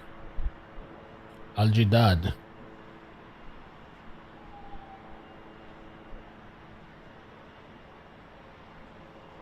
Ooh. I mean, I'm almost wondering we should just keep Lebanon on full screen then. Seems like that's where the action's at tonight. Let's see if I see anything flying by.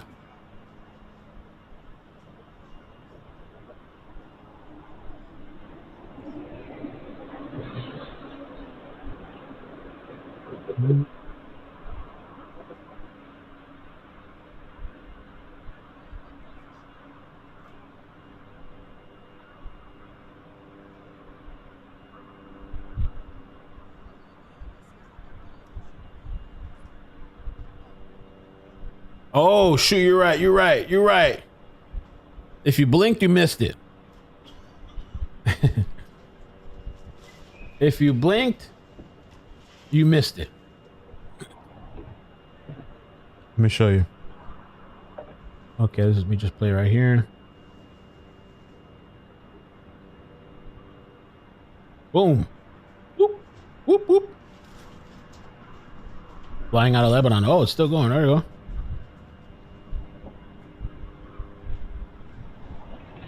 Three red lights and 2 more red lights. Yeah, interesting. Thank you for sharing.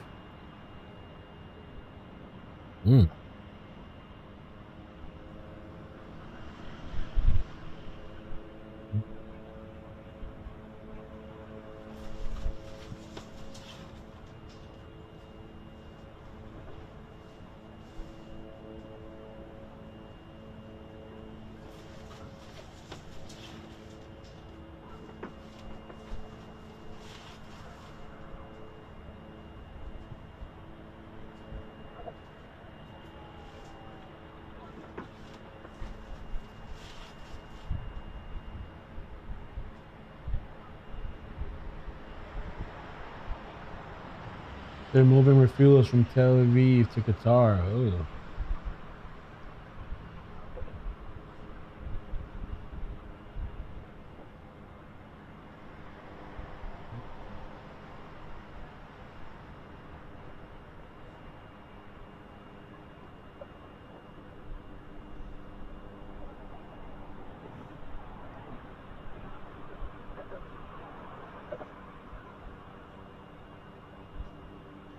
Before the storm.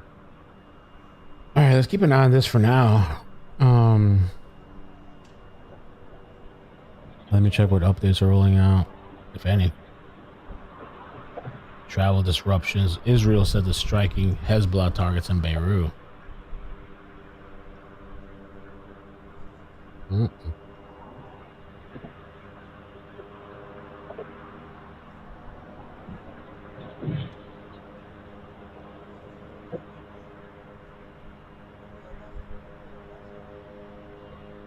Force of large-scale missile. Scale attack.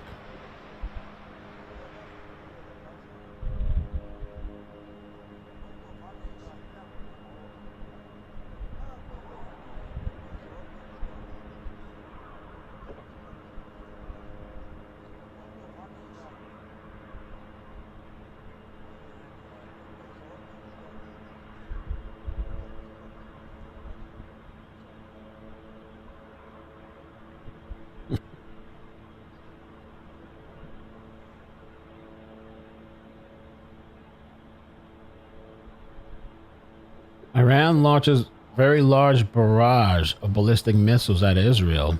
Some have breached the Iron Dome. Let's take a look at this. Really small clip, but short clip. It's clearly the Iranians have launched a very large barrage, and some of these missiles appear to have made it past Israel's missile defense system, the Iron Dome. Remember, the Israelis have a tiered missile defense system. They have at the lowest level the Iron Dome, then they have David's Sling and the Arrow 2 and 3 systems. Now, as clearly the Iranians have launched a very large... Wow. Don't miss.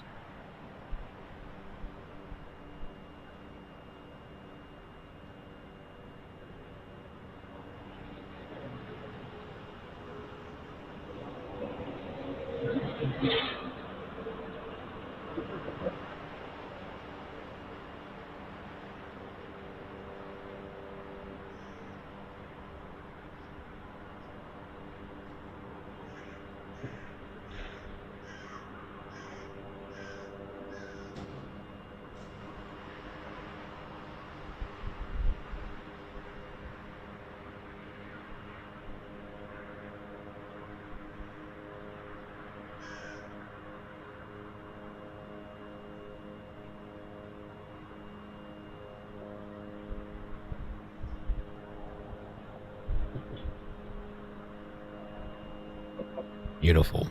Beautiful, beautiful. All right. Just checking things out here.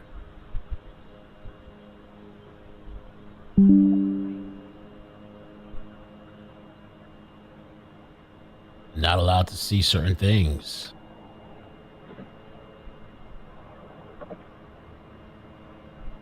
Wow, damn, the Iranian drones are free riding without any interception. That's what people are reporting. The explosion was so massive, I never expected this. This a real video? And just like that, we stopped talking about Epstein. Somebody said, "No, go look at the deposition." They're doing the deposition. That's interesting. What happened? What happened to Israel? Are they reloading or something? A glitch in the system? Hacks? Let me show you guys this video. Let me show you. I feel like, yeah, let me show you guys this video.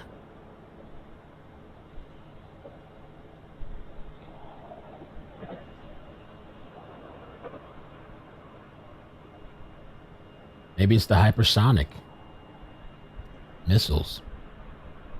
Hypersonic missiles.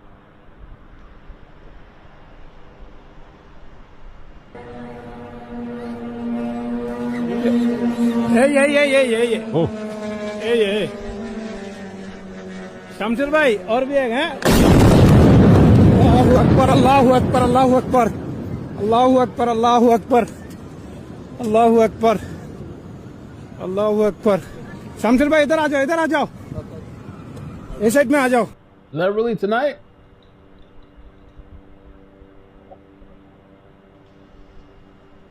Bahrain.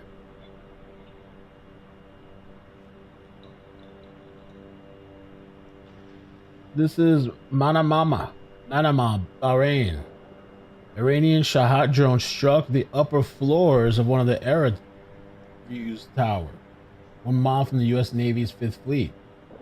Geolocated verified footage from retaliatory strikes. What? Hold on. What did the caption say in the video? It said the Iranian drones are free riding without any interceptions.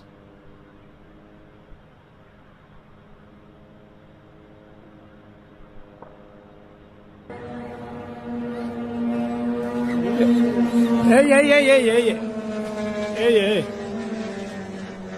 Shamsher भाई और भी एक हैं अल्लाहु अकबर अल्लाहु अकबर अल्लाहु अकबर अल्लाहु अकबर अल्लाहु अकबर अल्लाहु अकबर अल्लाहु अकबर शमशेर भाई इधर आ जाओ इस साइड में आ जाओ. What's going on tonight over there?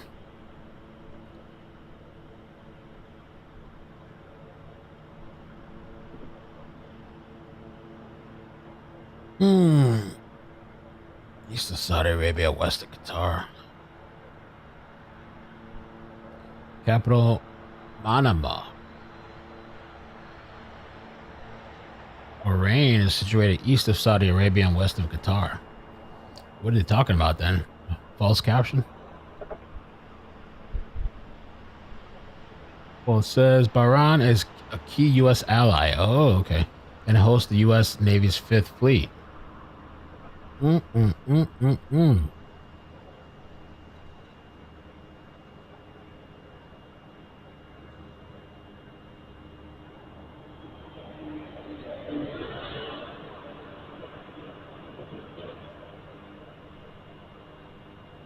Damn, they're saying a suspicious package found Monday afternoon in the mailroom at Trump Tower, Manhattan, prompting a response from the bomb squad.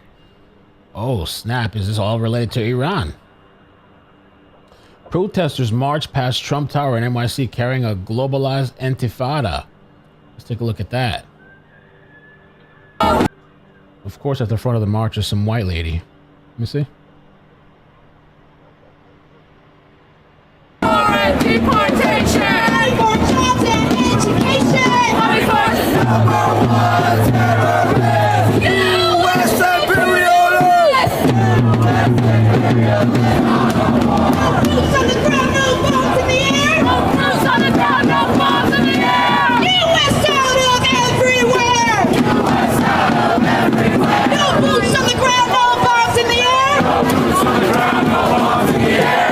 U.S. out of everywhere! U.S. out of everywhere! Feed our people, not a war! Feed our people, not a war! 1, 2, 3, 4! 1, 2,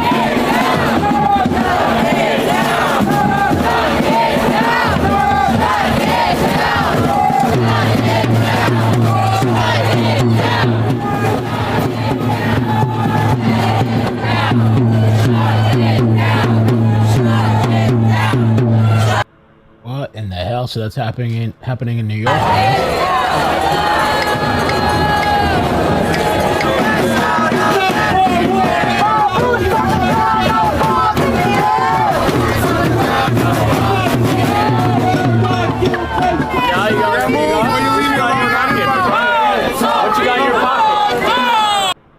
Okay, we got some breaking news. Thank you, Layla. Fire at the U.S. Embassy in Riyadh, Saudi Arabia, after reported explosion. Holy moly. What is going on? Can we get some live footage of that, Saudi Arab? We get some live footage of that.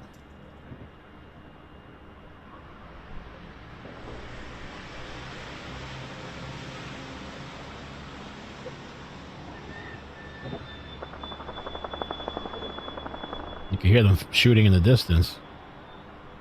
Let's look into that, the latest news in the region. Wow, dude. It's kind of eerie to like to listen to that.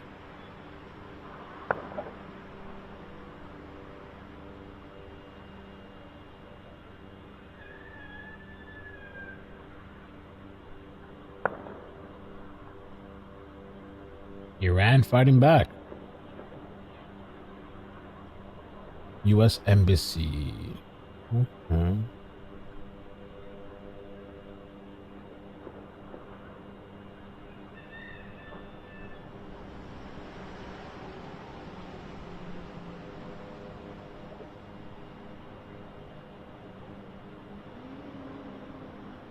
Oh, they just fired more. Like in the corner. I just happened to see that. Does it show right there? Yeah. It doesn't even show on this for some reason. Oh, yeah, it does show. You see, guys? Barely see it. Top right-hand side of the Beirut video. Let me rewind it if you missed it. There.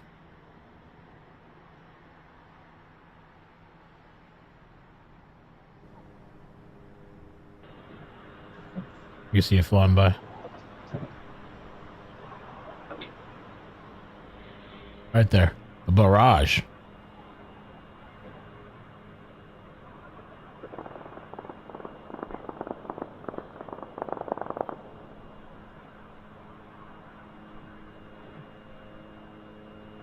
Okay, let me go to the live thing. Ooh. I want to change that feed too. I don't like that other feed there on the right hand side. And then we'll look into this situation. Who do we like here? We like this guy or the other one?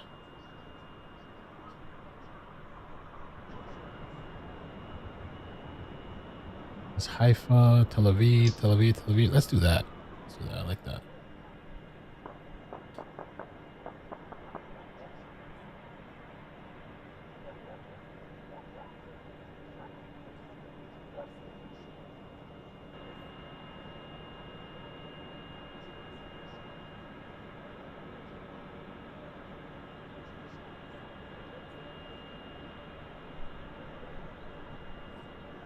Okay. So yeah, let's check this out.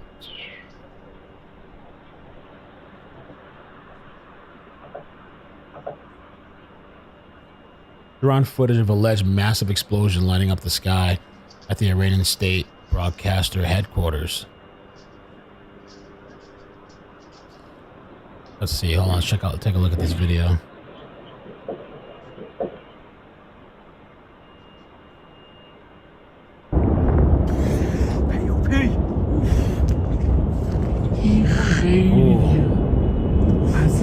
باز داره میاد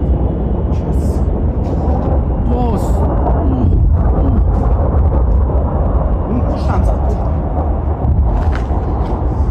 الان صداش میاد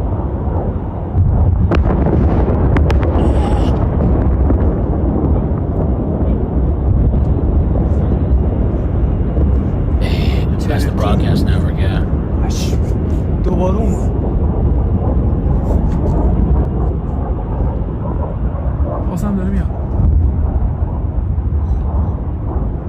I don't have that. Could you send that to me or email it to me? I think somebody's tried to send me something like that the other day. I wasn't sure what it was. You probably already do, but a live map shows where it's being hit and coordinates.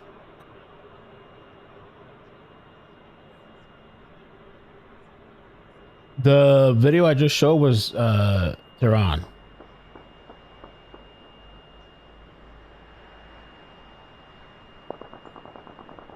The audio you hear of the shooting, that's Beirut.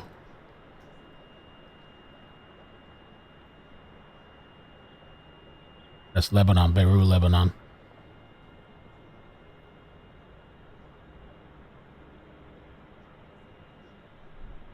Multiple interceptions can be seen of Iranian missiles. They're only making sure they show you on the news. They're only making sure they show you the interceptions, I guess. We're going to take a look at that in a second here, too. Breaking: the regime's parliament building has been destroyed. This is the building that they frequently chanted death to America.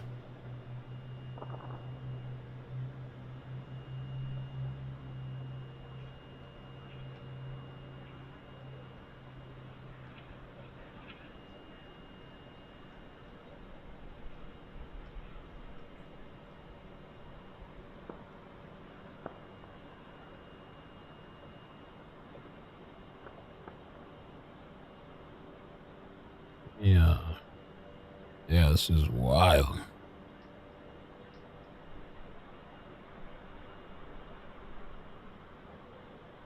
Let me ask about this here.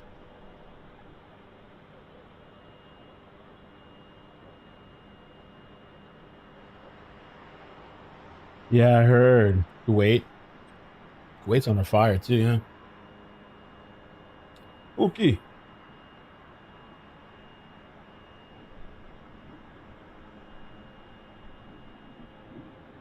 One little look at that, and I'm gonna let it go.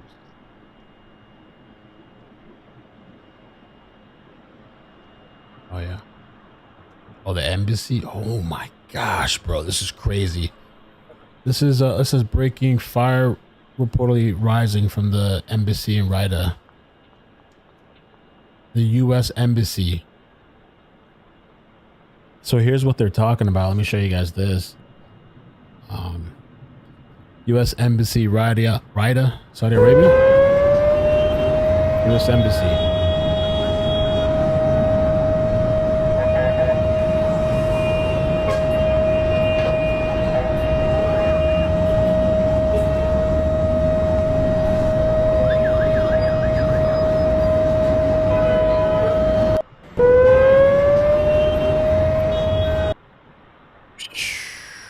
It says media unconfirmed though.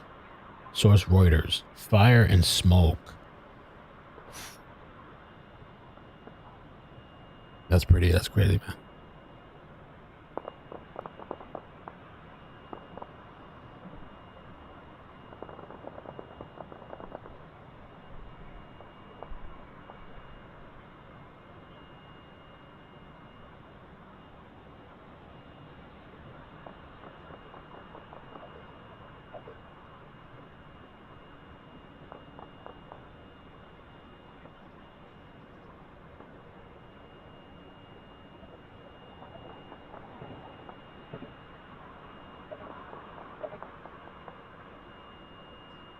I'm kind of looking into this stuff too because you just don't know what's real or not, but that looks crazy.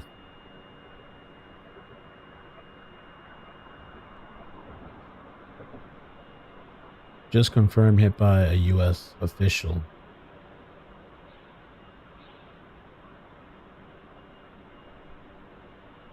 Yeah, they did report explosions.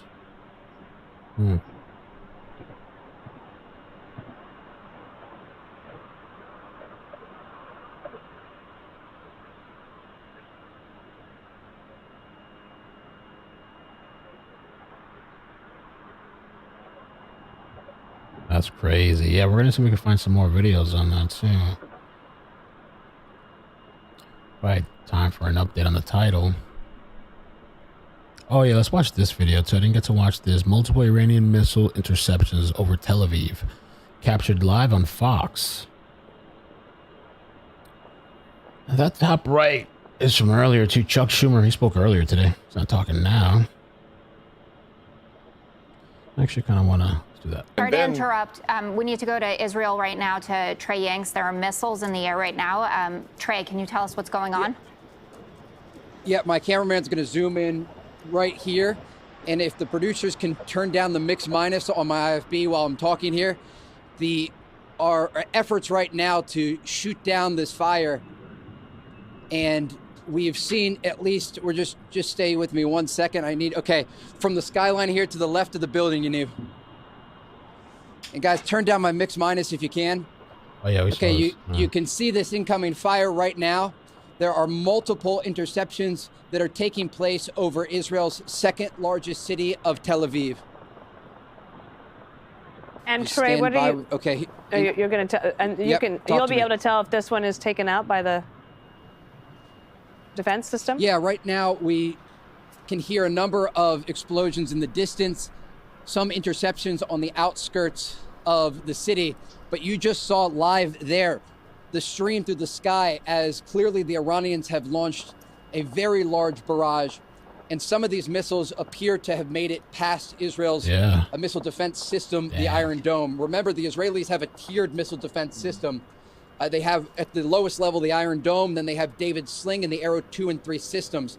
Now, the Trump administration was aware that the Iranians would launch a counterattack. They provided the Israelis with additional air defense, including the Patriot and THAAD systems. But still, this is not a perfect layered defense. It is difficult to shoot down some of these hypersonic missiles, and you can hear those explosions behind me. Remember, the northern city of Haifa was also taking fire at the same time, and so when the Iranians save their missiles and launch all at the same time, it's an effort to overwhelm the air defense systems in this country. And I'm just looking at my phone here, and there are just alerts coming in. I'm going to just have my cameraman zoom in here, and you can just see all of these missile alerts throughout the entirety of the country. So Trey, this again just shows you how many rockets and missiles are coming in.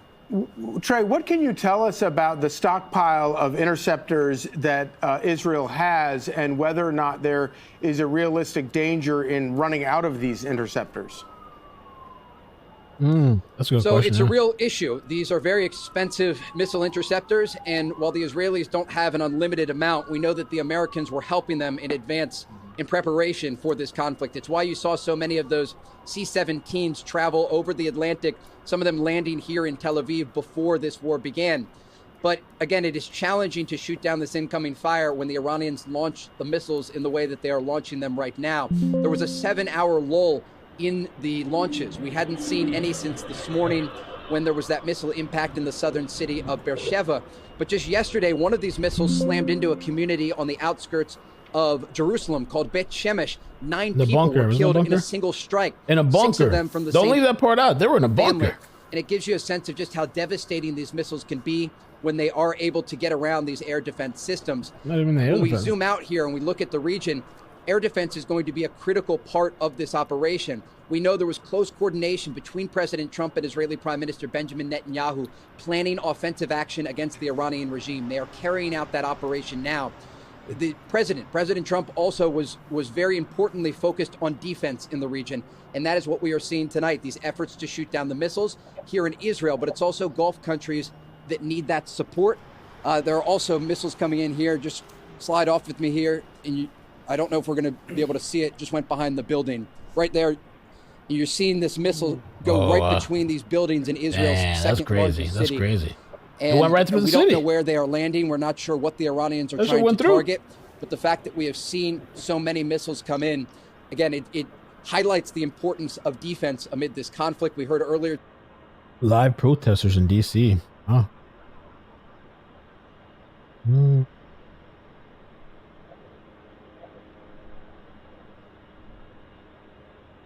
Okay, let's see. That's what we got going on here. It's pretty wild. There's also the Israeli military just issued another urgent warning to everyone living in Haret, Iraq, and southern Beirut. They said the building marked on the map and all the ones right next to it are near Hezbollah facilities and will be hit hard very soon. So they're giving them warnings to get out while you can. And what's cruel? Yeah, this is let's see here. Oh yeah, we gotta cover this too in a second here. Okay. Times Square, the protesters are going hard. What's going on here? Let's see.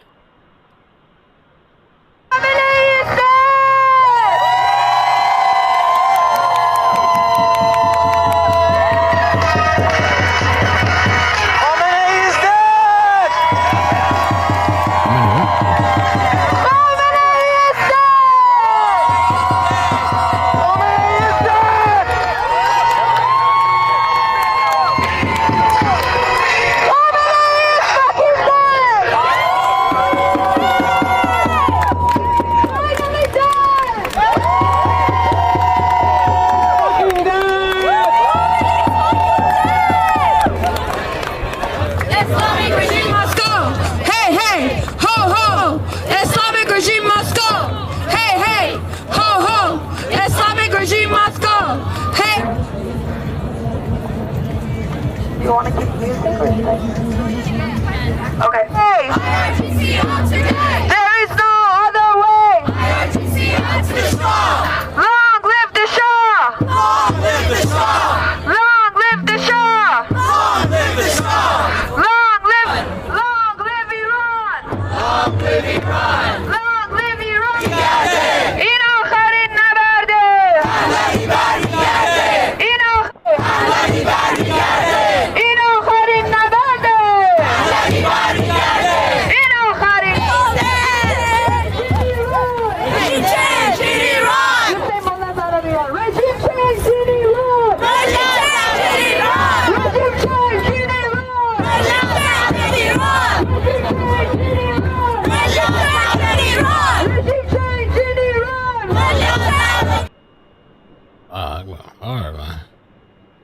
I'm going hard. Okay. Sorry.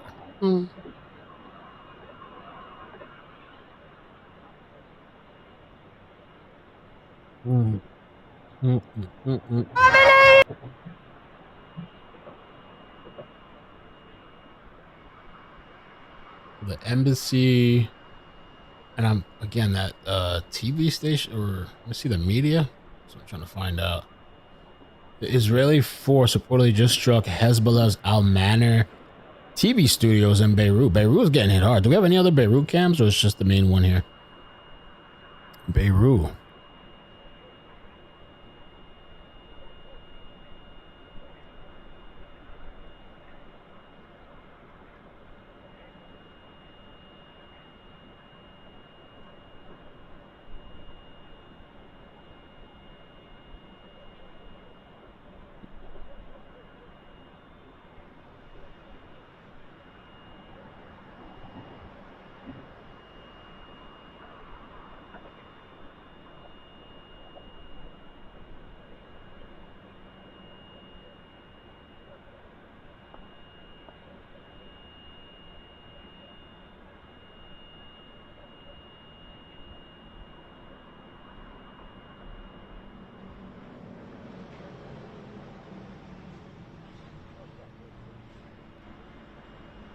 Check out the TV station there.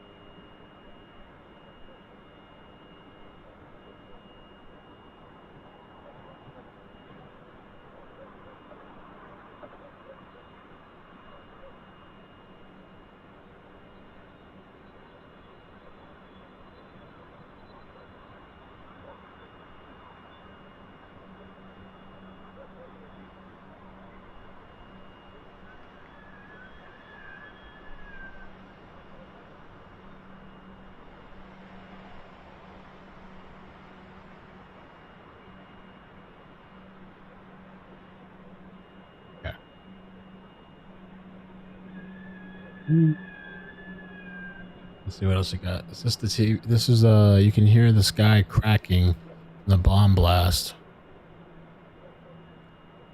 Moments ago, a massive explosion reportedly hit Beirut South Suburban. I want to see the TV thing.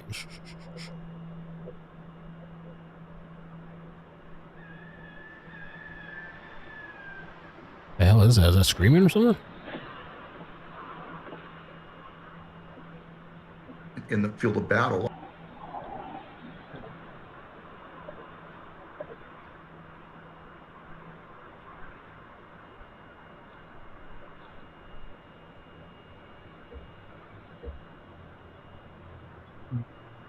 Yeah, this said U.S. confirms its embassy in Ryder, Saudi Arabia was struck by an Iranian drone.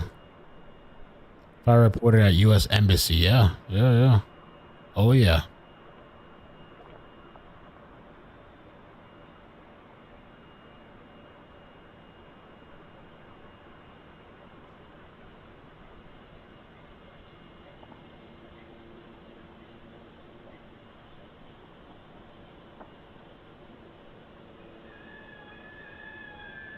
Oh, creepy. What is that?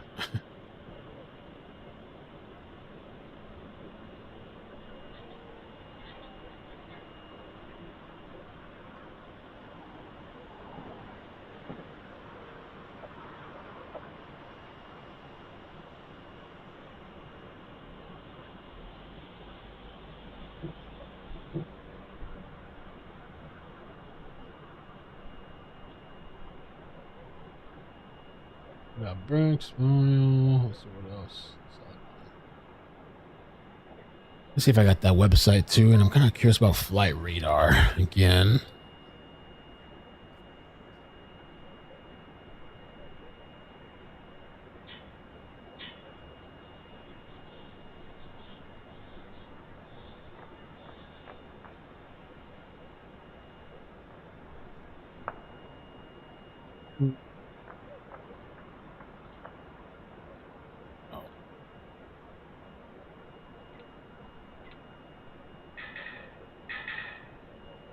check out live updates.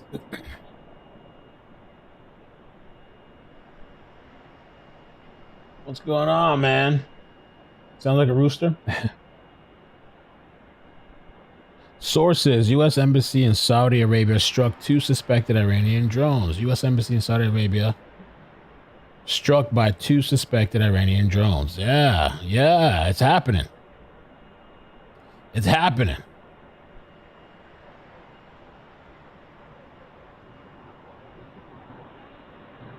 That is wild.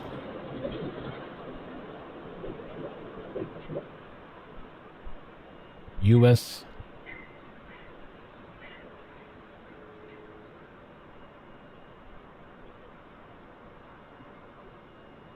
Embassy.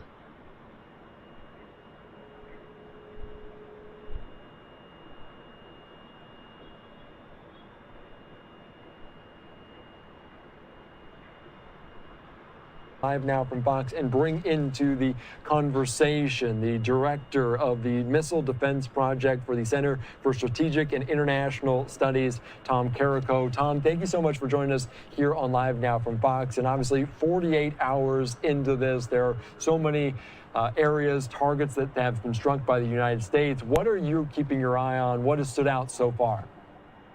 Yeah, well, look, a couple things. There's been, as I said, over 1,000 targets hit within the first 24 hours. That's pretty remarkable. That was a function of the amount of spring-loaded force that had been put into the area, and of course a combination of U.S. and Israel working together. So far, U.S. and Israel.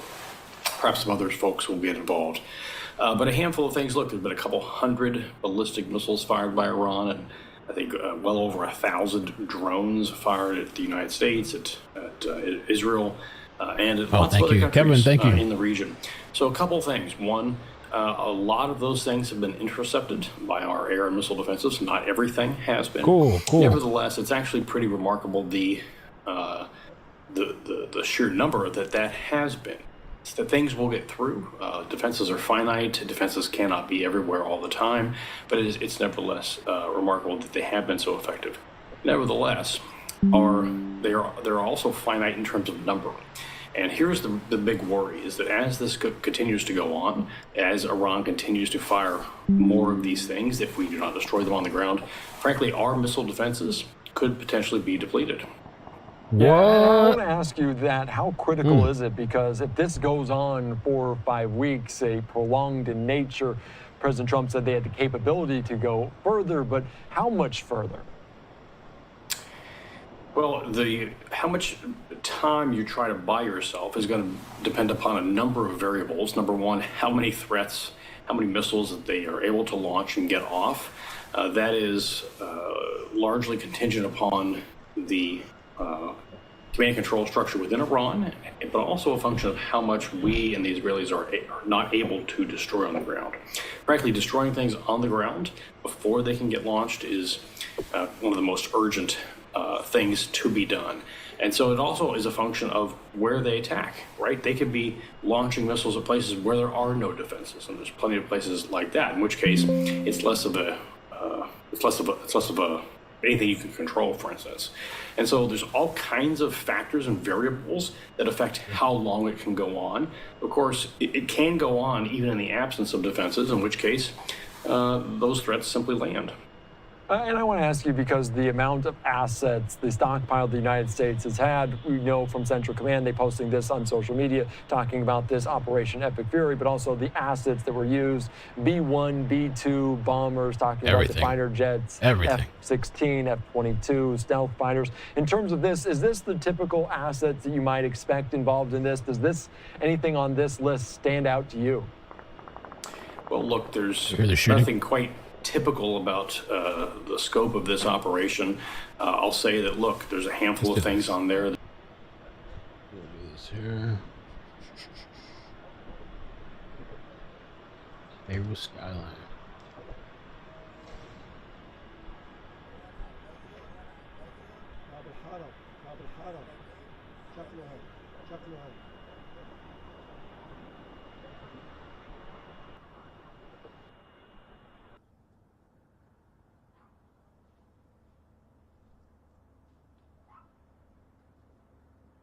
Beirut skyline.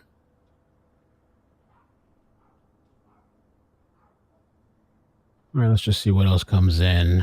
If not, and just get as much as updates as we can.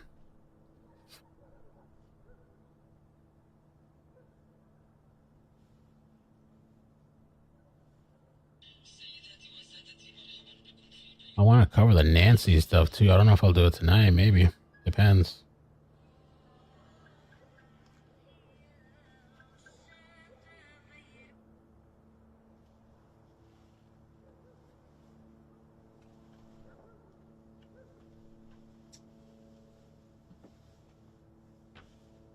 See if I find anything with regards to the embassy.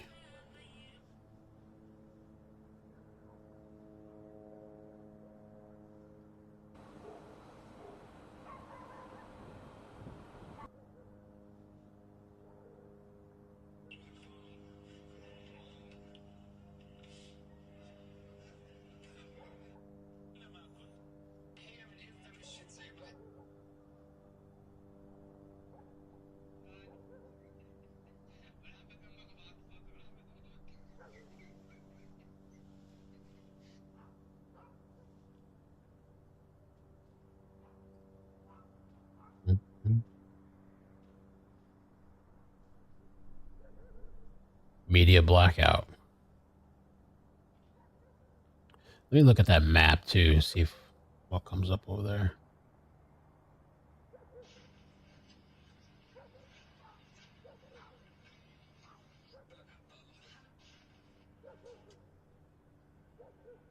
Two hours ago, an hour ago.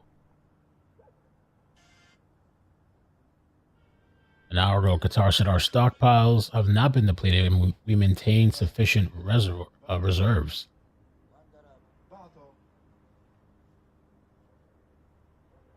Oh, they even have an app for this thing? That's kind of cool.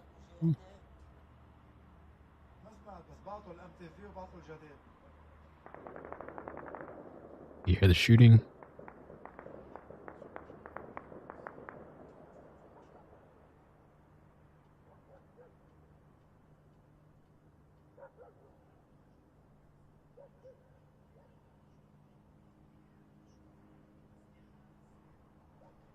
And the last update that I see is the U.S. Embassy in Saudi Arabia struck. That is wild. I don't know if anybody was in there, though, because I thought they evacuated. I thought they called for evacuations.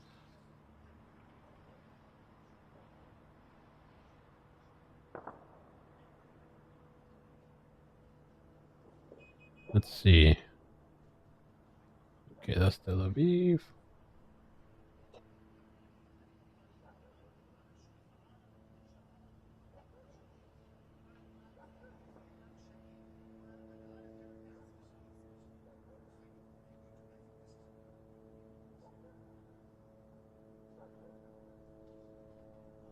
Okay. Ryder, I see Ryder. Oh, this map is the only thing with the app. It seems like it's out of date, though. I'm looking right at Ryder. They don't have anything for it yet. Or maybe that region is not reporting there. Still a good thing to have, good resource.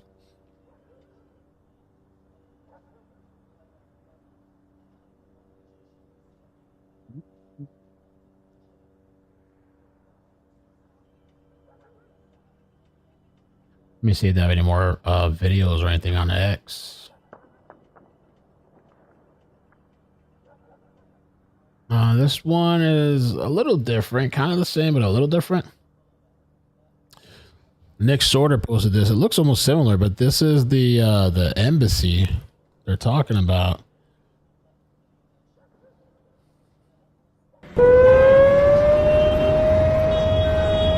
U.S. Embassy in Saudi Arabia.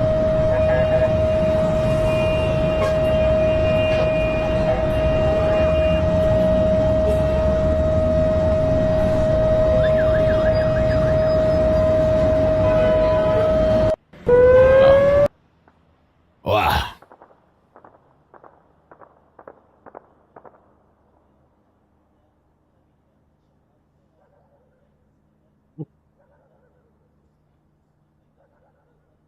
No, they're saying that's a week old. Really?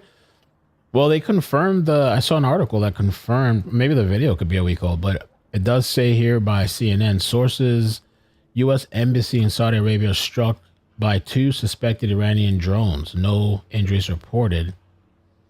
They said that initially there was no reports of injuries.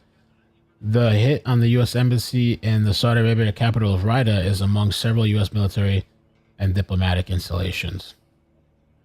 So there has been a hit there, at least, or sources are saying.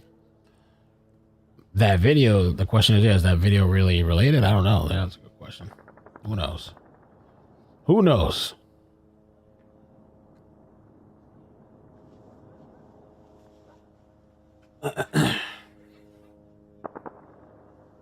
All right, guys. I think I am going to get off probably for tonight. Maybe, I guess. Somewhat interesting, but there's not really. I mean, there's stuff coming in here and there. And they're talking about it too. The Guardian's talking about it. A fire broke out at the U.S. embassy in Saudi capital after a blast. Reuters is reporting, citing 2 sources. Loud explosions were heard and clouds of smoke seen in the city's diplomatic quarter, home to foreign embassies in the Saudi capital and residences for foreign diplomats. 4 witnesses told the Agence France Presse early Tuesday morning. I heard 2 explosions followed by smoke rising over the quarter, said a resident. The blasts were heard as Iran pressed its campaign. Okay. And then 2 minutes ago, the fire at U.S. embassy in Ryder after 2 drone hits, says Saudis. Yeah, they confirmed it. I mean, not the video, but the incident, yeah. Resulting in limited fire and minor damage. Okay. All right. All right, guys. Yeah, I'm going to get some rest, man. I'm going to get some rest and chill. I mean, if something crazy happens, I'll come on. If not, then I'll probably see you guys tomorrow. And I'm not sure what we cover. I mean, there's the Clinton stuff. There's some interesting stuff with Nancy.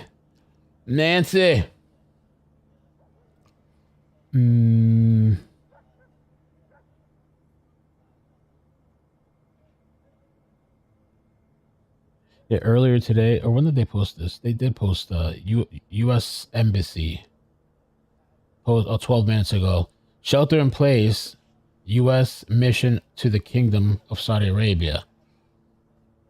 The U.S. mission to Saudi Arabia has issued a shelter-in-place notification for Jeddah, Ryder, and Durham, and are limiting non-essential travel. Okay.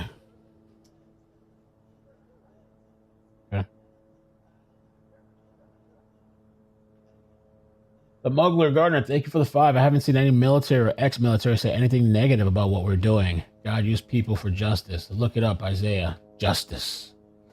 Thank you, guys. Have a good night, man. Peace. Adios.